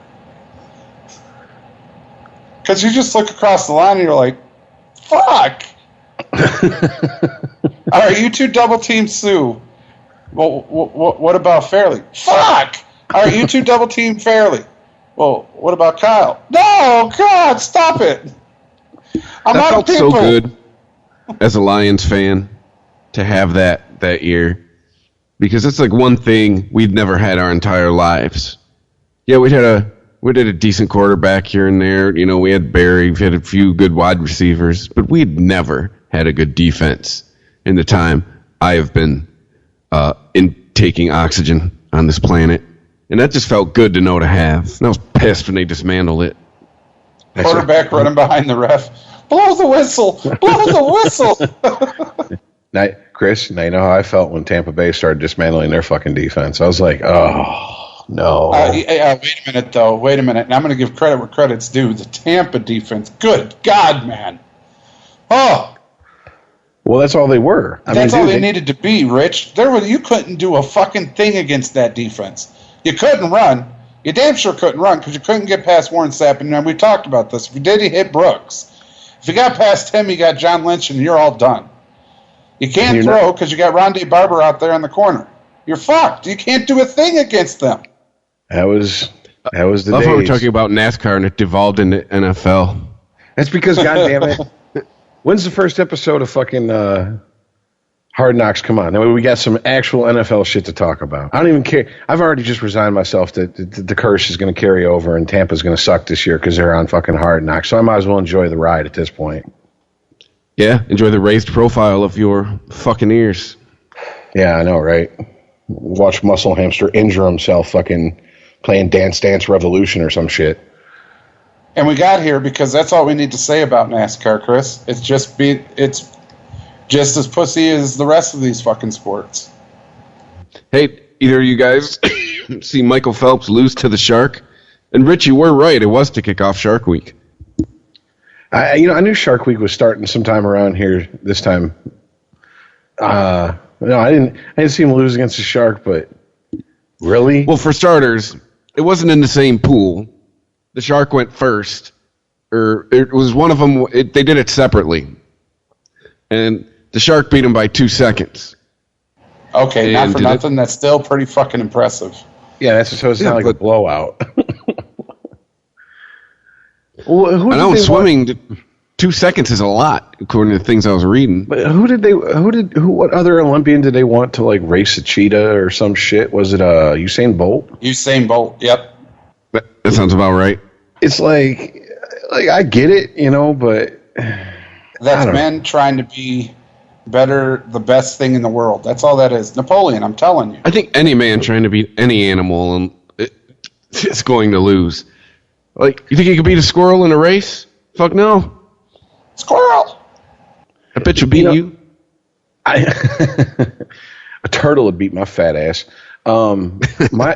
That's like the world's strongest man can outlift the elephant. Stop it. I agree with Joe Rogan when it comes to this shit. Like, the fact that we have opposable thumbs and firearms and the ability to outthink most animals is the only reason we are where we are on the food chain. Yeah. Because if we were stripped thumbs down, and the ability to reason, we win. Yeah, if we were stripped down butt booty naked and thrown in the fucking wilderness, we would be some animal's dinner. That's all there is to it. I mean, hell no, I would turn into Tarzan. Fuck y'all. Motherfucker, what branch is thick enough to hold up your big ass? That's what I want to know. What are you swinging from, a redwood trunk? I mean, seriously, come on, man. Sequoia, here I come. Motherfucker find the oldest tree in the world, grab a branch, and watch that motherfucker bend in half. I don't know, at the top of that tree is touching the ground. Why is that? Because you see that big Shrek-looking motherfucker hanging from it? That's the reason right there. Oh, okay, I didn't see him. You'd be the world's only jock fucking environmentalist. Hey, too, and if you think about the hubris behind this, the shark, the water is its home. You're tossing a human into where the shark resides and going, hey, beat him. See, and the Bill Hicks in me is like, if you really want to see a true race between him and the shark, put him in the same pool in the same lane. Yeah, I know. exactly. Put behind Matt Phelps. And tie some chum around his ankles. We're going to see how fast he can really swim. That'd be like a World Tyson record. fight. That show would be over in like 3 seconds. I mean, that's yeah. Either that or it's going to be a Jesus move. He gets up, starts walking on the fucking water. I know, right? Doing that. Tailing that motherfucker. You'd see him on the water, and you'd hear the Scooby-Doo bongo running effect, and he'd just take off. Wasn't there a Richard Pryor movie where he ran on top of some water or some shit? Yes, the toy. Yeah. The kid he's whatever mentoring, whatever he was supposed to be doing. I mean, I know that he bought him as his toy, but eventually they became friends. He's like, "They're piranha in that water," and Richard Pryor, "There is no piranha in this water." Oh shit! What was that? And he just gets up and runs across the water. Phelps doing that move. Oh God! Yeah, that was. And the headline reads, Michael Phelps transforms to Usain Bolt. No, the headline would read, all-time U.S. Olympic gold medal winner Michael Phelps was killed today. That's what the headline would read. Yeah, no, right? We became lunch for a shark. And speculation is he had a lot of THC in his system because the shark's been swimming in circles listening to Pink Floyd ever since he ate them. So The shark has somehow requested burritos. And Funyuns. Let's drop fish tacos into the pool. no, man, this when I heard he was going to do it, the first thing I thought of is like, okay, this is like the Conor McGregor Mayweather fight, but with an animal. This is just spectacle at this point, They have a man. press conference where they're talking shit. The shark was like, fuck you. Hey, you ain't Did you shit. just compare Floyd Mayweather to a great white shark? Now, why the fuck do you assume that I have compared the black guy to the great white shark? Well, you didn't compare the black man to the white man, did you? Well, I'm just saying. Great white sharks be undefeated like Mayweather. Great white hype. I hear it. What? I can see Michael Phelps talking shit like, you know how many times a day I watch Jaws? Yeah, bitch. Yeah. Richard Dreyfuss took your ass out. Roy Schreider, bitch. You ain't shit. I watch Open Water and laugh at that shit. That shit's a comedy, yo. The minnow won't be lost. The minnow won't be lost. I go to Universal Studios and laugh when you pop out the water. Just talking all types of shit. I went to Universal Studios, took a piss on that shark. I was just waiting for him to pop up and I'd piss on him each time. I see the great whites dancing over there.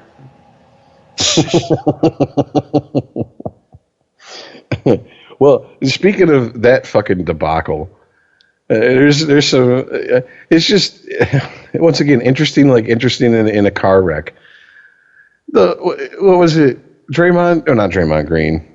Who's from Golden State talking shit to McGregor? Draymond Green.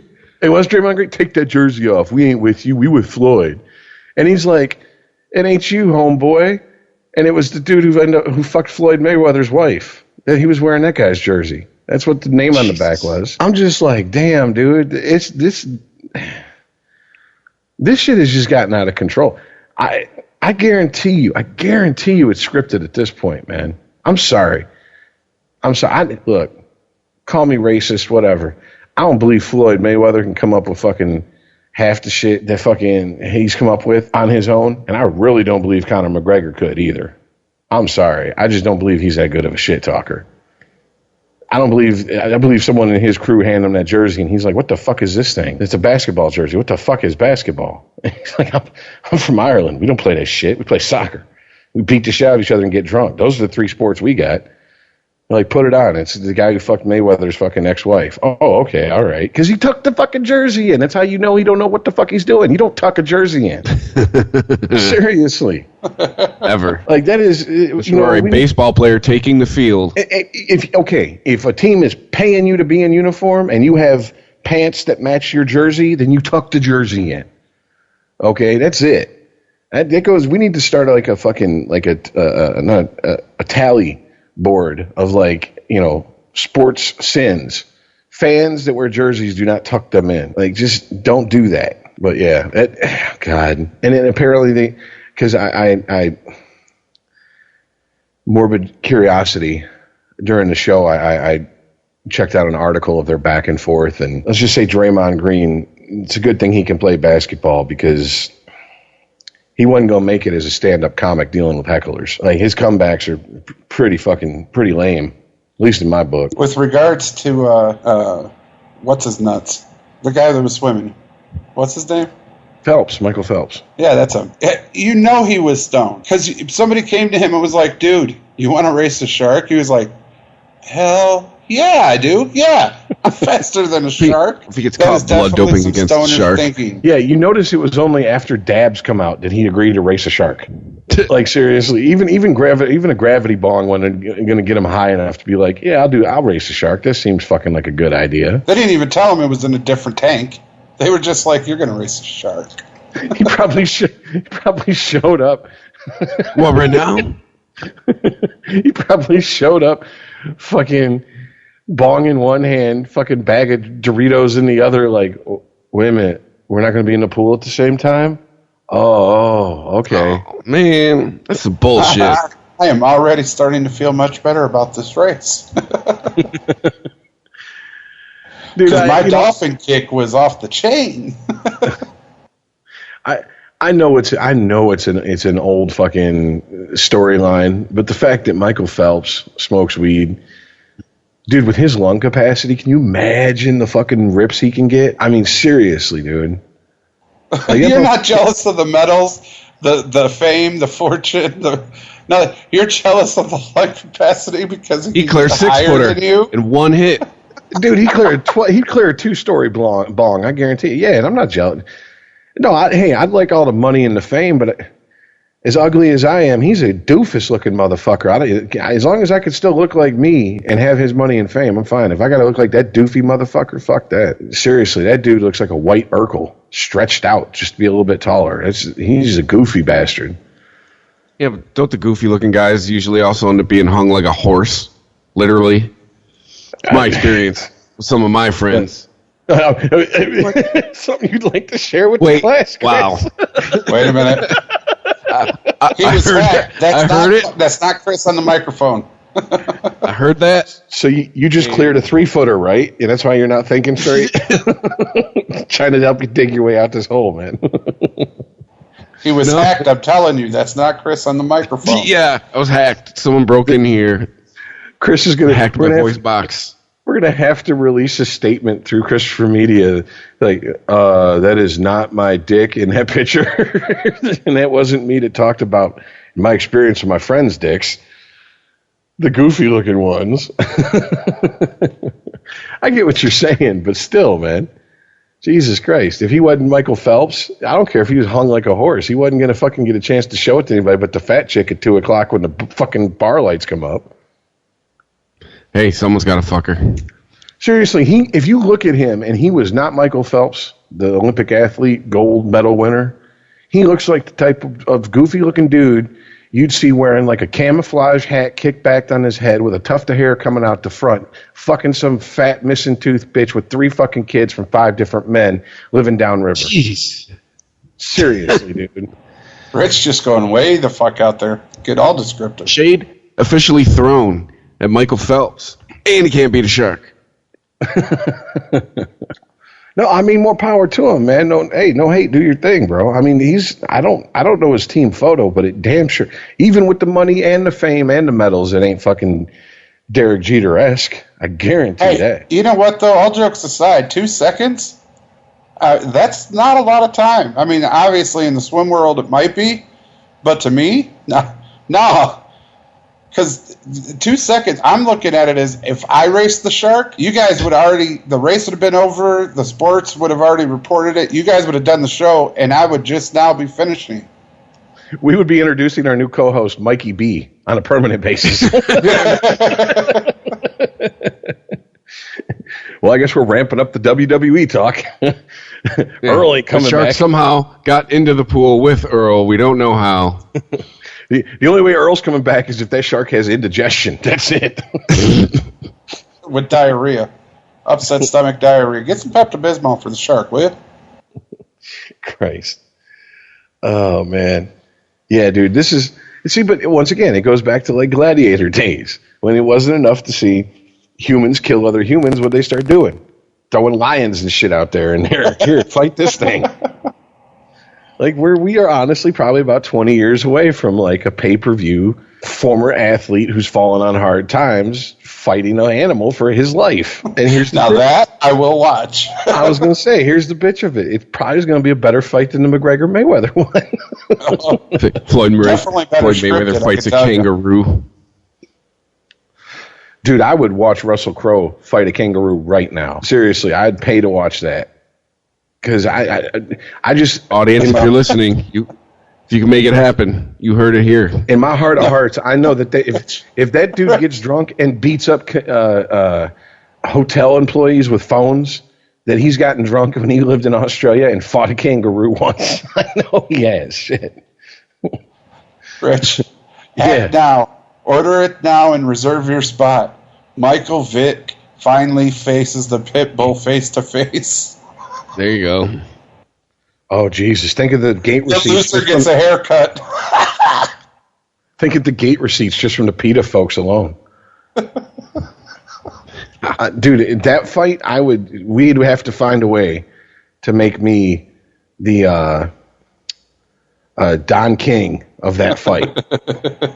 Like, let me be the fight promoter for that. Like, I would, because the promoter gets most of the money in the end, anyways. If you want to be the Don King of that fight, you got to cut your hair. That's just all that is. Actually, I got to let it grow out. I get pretty good white boy fro going, but I'm gonna need some product to get it to stand on end like that. Oh shit! All right, I think we've strayed far off the fucking sports path.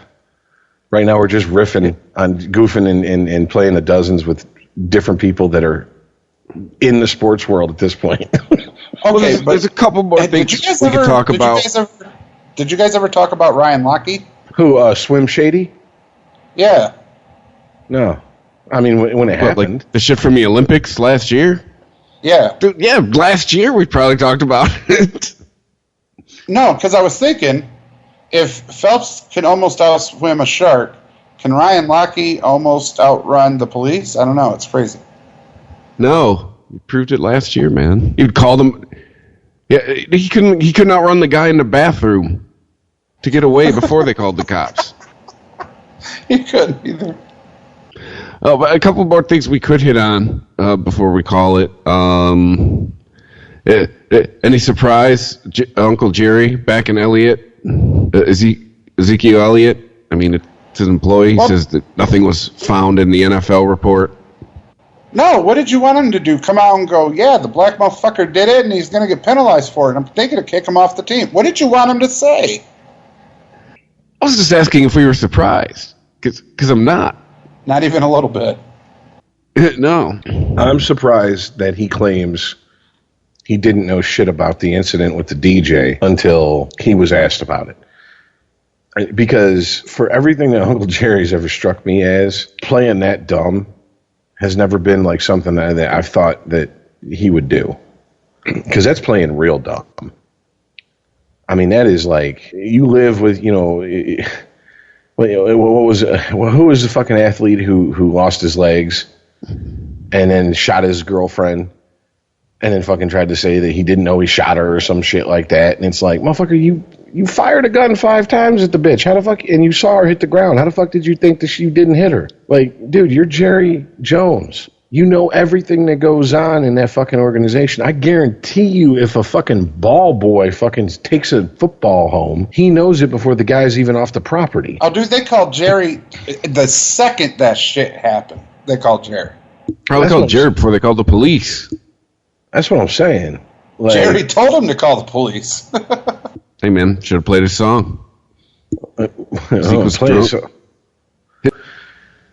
Other highlights included Jerry Jones saying he admired the New England Patriots and looks to the franchise that spent the bulk of a season being accused of cheating as role models for how they've annually handled suspensions and injuries. So, okay, not to sound like I'm riding on Jerry Jones' fucking dick or anything, but he looked at them as role models for how they've handled suspension and injuries. Haven't we said that that team handles their fucking roster better than anybody else in the last 15 years of football? No matter who they lose, they seem to find someone to plug into the system that they have, and they're still contenders every fucking year. I mean, I don't get the backhanded fucking insult towards them,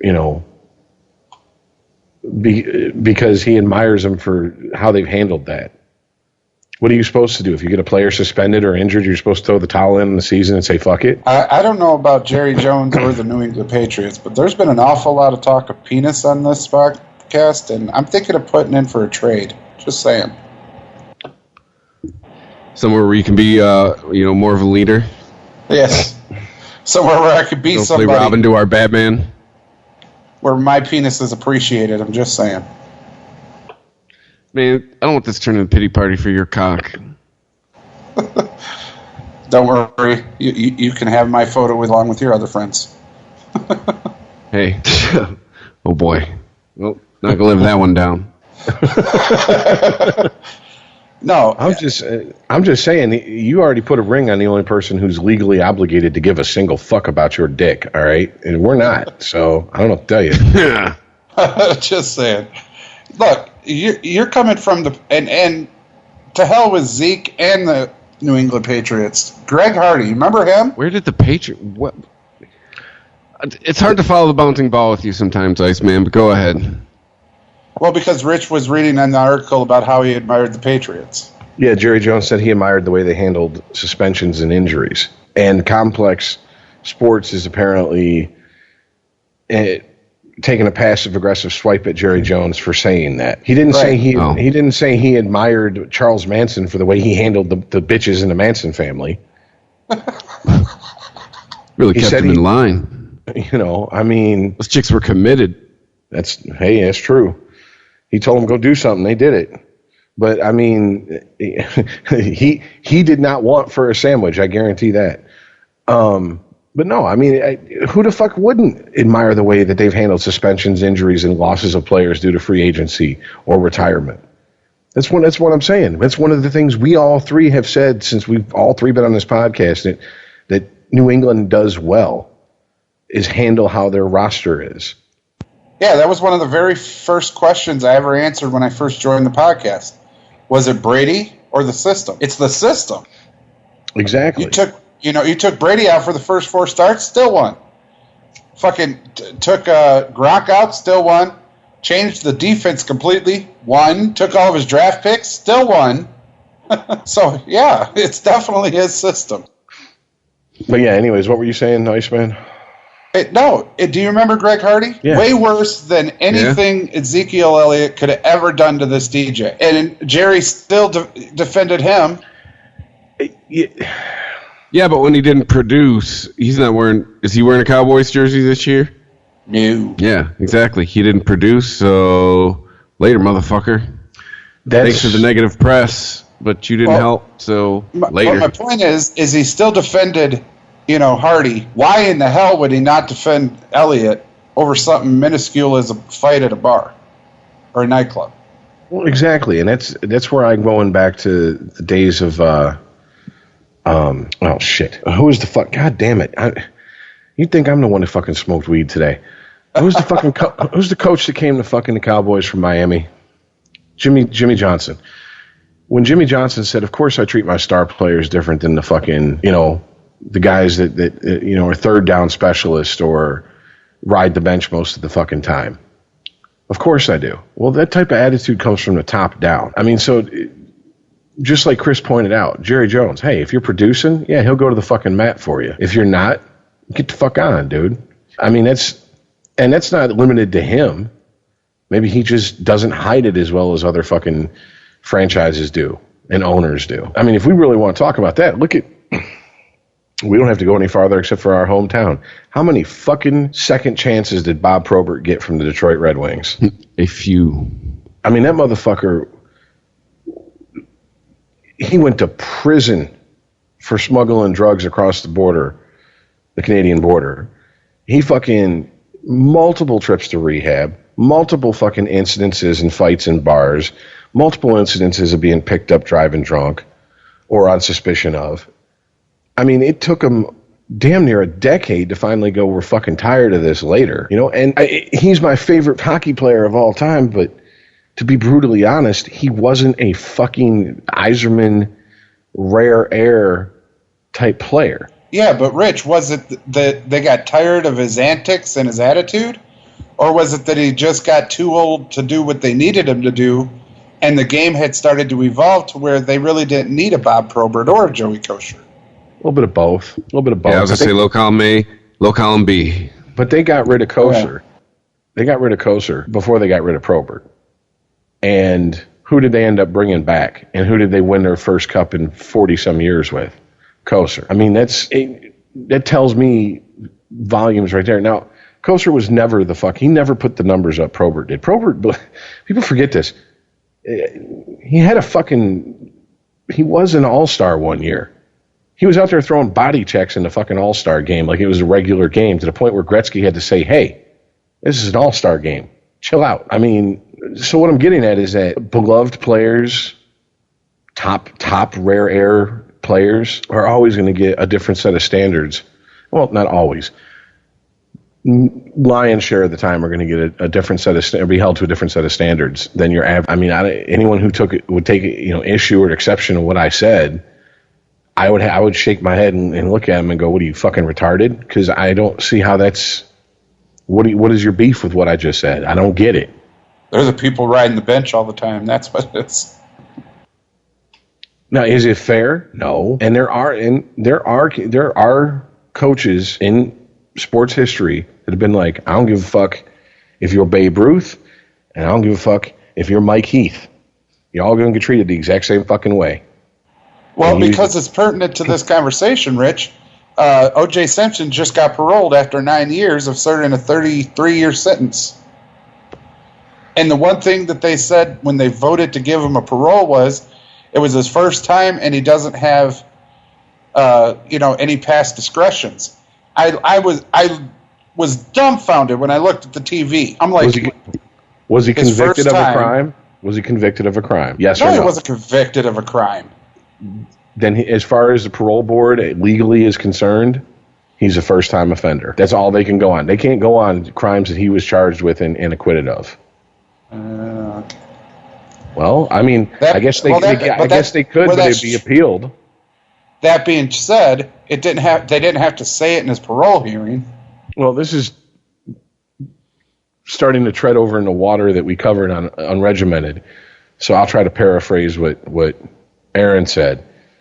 The problem is that for what happened, if he wasn't O.J. Simpson, he'd have never got 33 years. In fact, he'd have never did 9 years total. They charged him with every single thing they could, and they gave him the maximum sentence they could. And anybody who's honest with themselves knows that was payback for him, quote unquote, getting off in 95. And I make no bones about it. I don't apologize for it. He killed them two people. Whereas I don't agree with that he would average run-of-the-mill citizen wouldn't have got the same. Well, yeah, the other thing is if he was just, what did Chris Rock, if he drove a bus in 1995, he'd have been Orenthal, the bus-driving murderer. Yep. He wouldn't have got off. He wouldn't have been out to do that shit. But, I mean, dude, someone steals your personal property, you fucking, mount up with a couple fucking real thugs, go in there, demand your shit back, and say in the process, no one's leaving until I get my shit, and they charge you with fucking kidnapping, a federal offense. I mean, that's stretching the definition of kidnapping to so thin you could fucking read a book through it, dude. At the same time, I'm just going to respect. Isn't that Ron Goldman shit, though? I just disagree with you. Because that's the definition of kidnapping, holding somebody against their will. And that's what he did at gunpoint. If that's the case, then every relationship I've been in, every woman I've been with has kidnapped me at one point. Because I've been like, bitch, I just want to go. No, we got to talk about it now. Oh, fuck. I mean, but all jokes aside, though, Rich, he did this at gunpoint. You're going nowhere until I get my shit back. He never had a gun. He did. No, his boys had a gun. Same thing. Guilty by association. Well, I mean, if you and I walk into a bank and I say, everybody empty your purse and give me all the money, and you're holding a gun, I'm getting charged with armed robbery, Rich. Okay, well, let the first one of us who passed the bar in any of the 50 states sit here and debate the finer points of the law. Your point still stands, regardless of whether we agree on the finer points of the charges that he was convicted of in his sentencing. All right? And once again, it's a different world for people with money and celebrity when it comes to the consequences of their actions. I mean, bottom line, I don't know many jobs outside of minimum wage, drop the fries, would you like fucking to supersize that type jobs, where you could have a domestic violence investigation hanging over your head and an assault case pending and still go to work and your boss sing your praises. Most places would just cut their fucking losses and send you on their way. I mean, is that even debatable? Not even close. You know, and yeah. Ever since Uncle Jerry bought the fucking Cowboys, yeah, he bought it for a fucking song and he's turned it into the most valuable franchise in America and one of the most valuable franchises in the world. But at what cost? Because it's always been a clusterfuck in Dallas. I mean, there was entire Drew and Mike, for listeners outside of the Detroit area, that was a long-running morning show here in Detroit. But there was like years worth of fucking material they had just goofing on Dallas and all the bullshit that those players would get themselves into. And the rule has always, at least it's appeared this way to an outsider, someone who's never worked for Jerry Jones. Oh, I'm sorry, go ahead. That is consent. Yeah. She was cold at first, but she warmed up later. Yeah. But I mean, you know, now you got me wanting to hear that fucking skit.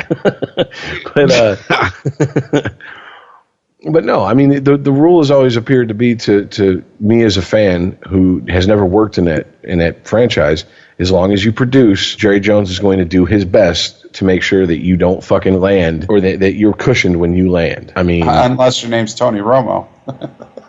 Well, you can't help someone made out of glass. Yeah, it's not his fault the man's collarbone can't stay healthy. I mean, we had that problem up here. What was his name? Wide receiver? Oh, I was going to say Javid Best. Oh, well, yeah, there's another one. With his marshmallow head. He has on concussion protocol every week. Got paid to stay on concussion protocol. Hey, Stafford his first couple of years was getting the glass. Because what? He didn't play a full season until his third season, correct? Well, yeah, but this guy was running and then tripped and fell on the football and hurt his shoulder. Yeah, but Stafford, I even said this about Stafford, not even being a Lions or a Stafford fan. I thought that was kind of unfounded for him to take the shit he did take, because at one point he had a dislocated shoulder, got up off the ground, ran a no-huddle offense, and came back and beat the fucking Browns. Yes, it's just the Browns. But, I mean, dude, he could with a dislocated shoulder, he could have fucking easily ran off the fucking field, and no one would have fucking gave him shit for it except for all his haters. I mean, dude couldn't even, I mean, he literally was sitting there fucking at the line holding his arm to his body, because if he didn't, the fucking thing was going to flop around like Mel Gibson in Lethal Weapon 2 and shit. So, I mean, you know, glass, maybe. Tough motherfucker, definitely. That's how I've always viewed him, at least. Which is goofy, because he looks like he's about 12 years old when he's clean shaven with that big ass fucking baby face. So if I saw Matt Stafford at a bar, besides his size, I would not think he was a tough guy. Yeah, for sure. He talks like Butthead. Which is actually kind of endearing. Because it's like, well, he knows he's a dumb jock. Well, he's from Texas, so we're Beavis and Butthead. Yeah. And that what Pizza Hut commercial he did, it didn't really help much, or was it Pepsi, or anybody wants some pizza? That didn't help very much. But hey, I'm sure that check cashed and helped buy something for him. So, or his wife. Yeah. Because we know who's running that relationship here in Detroit, which is just to put that out there. If Stafford does not resign in Detroit and ultimately goes to another team, enjoy his wife and his wife's fucking social media account. That's all I'm gonna say. Because I don't think he's picked out a pair of pants since the day he laid eyes on that bitch. Okay, while we're talking about the Lions, Iceman, didn't you say Barry got a gig with the Lions? What did they do? Is this a ceremonial? Yes, it's purely ceremonial. Is this Barry needs cash till his pension shows up? So this will cover the gap. Is this one of those things that he's going to take the rookies around to all the best strip clubs in Detroit? No. This is the Detroit Lions trying to save face over the Calvin Johnson incident. He's purely going to like red carpet and tape cutting and all that shit. So they're trying to prove that they're a player-friendly franchise to their own hometown players, yes. By going to a player who hasn't played for him in almost 2 decades. But a beloved player. Let's give him Barry a job to win him a Super Bowl. Well, no, what I'm getting at is that wouldn't it make more sense to reach out to Johnson? No, because Johnson wants nothing to do with it. Remember? Oh, they did invite him to training camp, didn't they? I forgot about that. And he was doing OTAs out there in Oakland, wasn't he? Yep. That's just because he wanted some of Beast Mode Skittles, let's be honest. Yeah, absolutely, because I was thinking about going to Vegas just to get me some Skittles. I'm not going to lie. Yeah, it's going to be 3 years. Beast Mode said he's just going to run them out. He's going to run out Oakland, and then that's it. Well, I mean, this might be opening up another can of worms, but I kind of wonder if he's going to even last until the season before they leave for Oakland. That's just me. I mean, he's young as far as a human being goes, not as far as a fucking football player, especially running back goes. Yeah, he's getting into senior territory, AARP territory for running backs, especially by the time they're done in Oakland.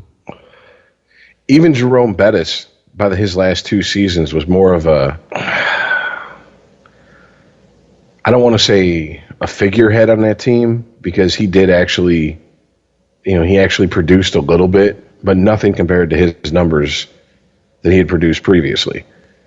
He was more of a rallying point for that team, I guess would be the right way to say it, especially the year they won the Super Bowl. I don't know. Jerome Bettis' last year kind of reminds me of the Juggernaut from the X-Men.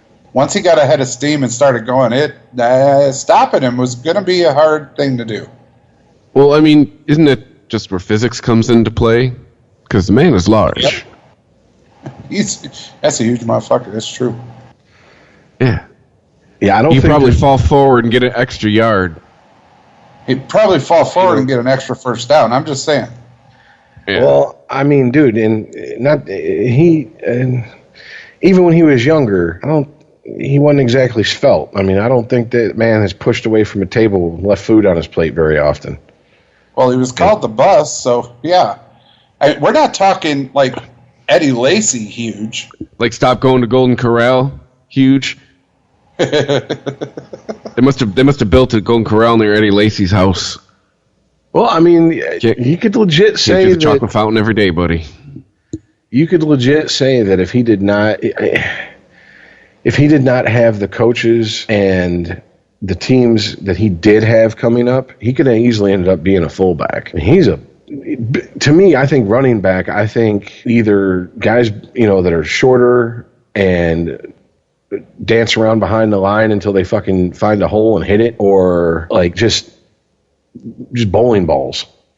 You know what I'm saying? But I mean, he was, I don't know, he looked more like a Mike Allstott, Lorenzo Neal type size guy than a fucking, 5'8", 220 pound, Barry Sanders type guy. But that's just me. I don't know.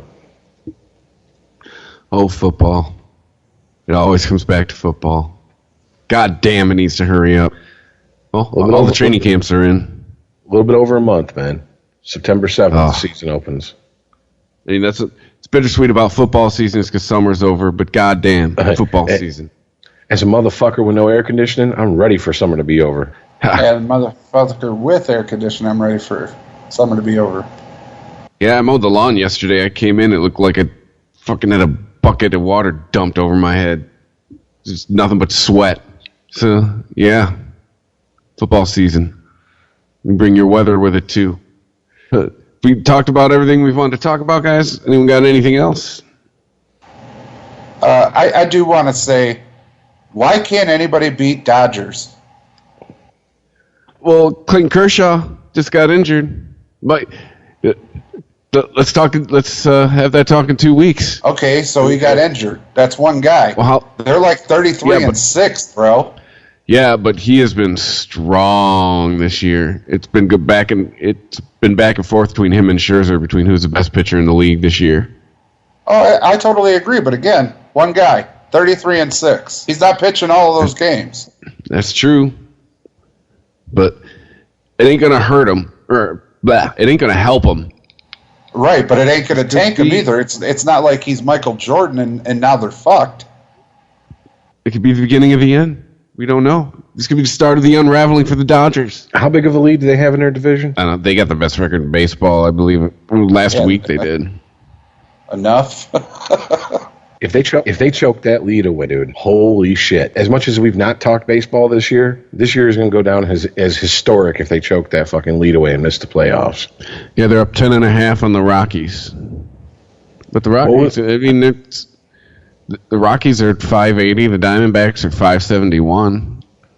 Well, what I was going to ask is how far up were the Mets when they choked away their fucking first place spot a couple of years ago? Actually, wasn't that 2009? I think. Hold on, Mets. Okay, more than a couple of years ago. Historic. It just feels that way. Mets historic collapse. Oh, wow. You want to feel older? It was 2007. Oh, Jesus. It's been a decade. Fuck. Yes. The 2000 Mets collapse is one of the worst in baseball history, mirroring the fold of 1964, where the Phillies lost a 6.5 game lead in the last 12 games. In the 10-game sequence of September 16th to the 25th, the Mets lost 6 games. Let's finish reading that. They had a 7-game division lead on September 12th, and they lost 12 of their last 17 games and missed the playoffs. God damn. Must have been a lot of suicides in Queens that year. Yeah, check the domestic violence rates. Yeah. Wives in Jersey just getting beat up. A lot of death threats to the Mets. Yeah, but they're used to that because, well, they're the Mets. So yeah, it's like us here in Detroit with the Lions. Hey, you went 3-13. Yep, that's what we do. You know, I hope your fantasy plays out, Iceman. Mr. 14-2. Still blown away by that. Well, dude, like I said last week and in the chat, and I'll say it again, it is a fantasy. I realistically don't see it happening, but at the same time, this is the season that it should happen. Because I was just watching, I think it's you're being the This Is Our Year guy. No. I think it's Dallas's schedule. Like, the first 4 games is New England, Broncos, Arizona, and LA. So you don't get a break till the 4th week. You have to take fire for the first 3 weeks. The Lions just don't have that schedule. The biggest people they have to face is the Falcons, which they only face once. Steelers, they only face them once. Green Bay, if they can come back and be a better team, which they do face them twice, but they're not in the season, in the 16-17 week, whatever the fuck it is now, season. The Lions aren't facing any huge main powerhouse teams. The Broncos, the Patriots, Dallas, Seattle, all of the root teams where you're like, fuck, that's a loss. there's maybe 1 to 3 teams on their schedule you're like, oh, God be with them. But the rest of the season, it's like, come on, guys, this is it. Last season you're pulling off fourth quarter victories out of your ass. Thank God the ball is already brown. It got easier for you this season. This season is that season for Detroit. Last season we had to hook our hopes on we have to beat Seattle, Green Bay, and the Giants. I mean, that's a harder schedule than what we face now. So just being realistic, it is an easier schedule for the Lions. If there is any season for them to prove that they're for real and want to get anything going with this multi-million-dollar quarterback, this is it. Man, all right. I had a nerve, man. I got you. You believe. It's not about belief, it is what it is. I don't know who did this schedule, but thank you. Because I am officially out of excuses for the Lions if they fuck this up. Remember that. We got digital proof. Because I mean it. That's how much I mean about this season. If you can't look at that schedule and go, damn, that's pretty easy schedule, you got some work in that you got to put in a couple of weeks. But mainly, it's pretty easy. Well, I mean, there is no more excuses. How did Apollo Creed say it? There is no tomorrow. That's it. All right. Well, on that hopeful note, we will wrap it up. Iceman's going on a positive, motivating note. It's where we should go because football season's coming. So we're going to keep that positive attitude going. All right. Thanks to everybody who's been listening and downloading every month, bigger than the last. So you're liking it, you're sharing it, you're passing it around the internet. You can follow us at Sporgy Podcast on Twitter. Email the show Sporgy at ChristopherMedia.net. At Sporgy_podcast on Instagram. And that's it. So this show was out early, but we'll see you at the regular time next week. Hopefully crazy shit doesn't happen in the next 9 days, but we will see. You never know. So thanks for listening, everybody, and we'll see you next week. All right, later, guys. Peace out, y'all. If you like this show, please tell a friend. Please follow us on Twitter and like and share us on Facebook by searching for Christopher Media. You can subscribe to all ChristopherMedia.net shows for free on ChristopherMedia.net.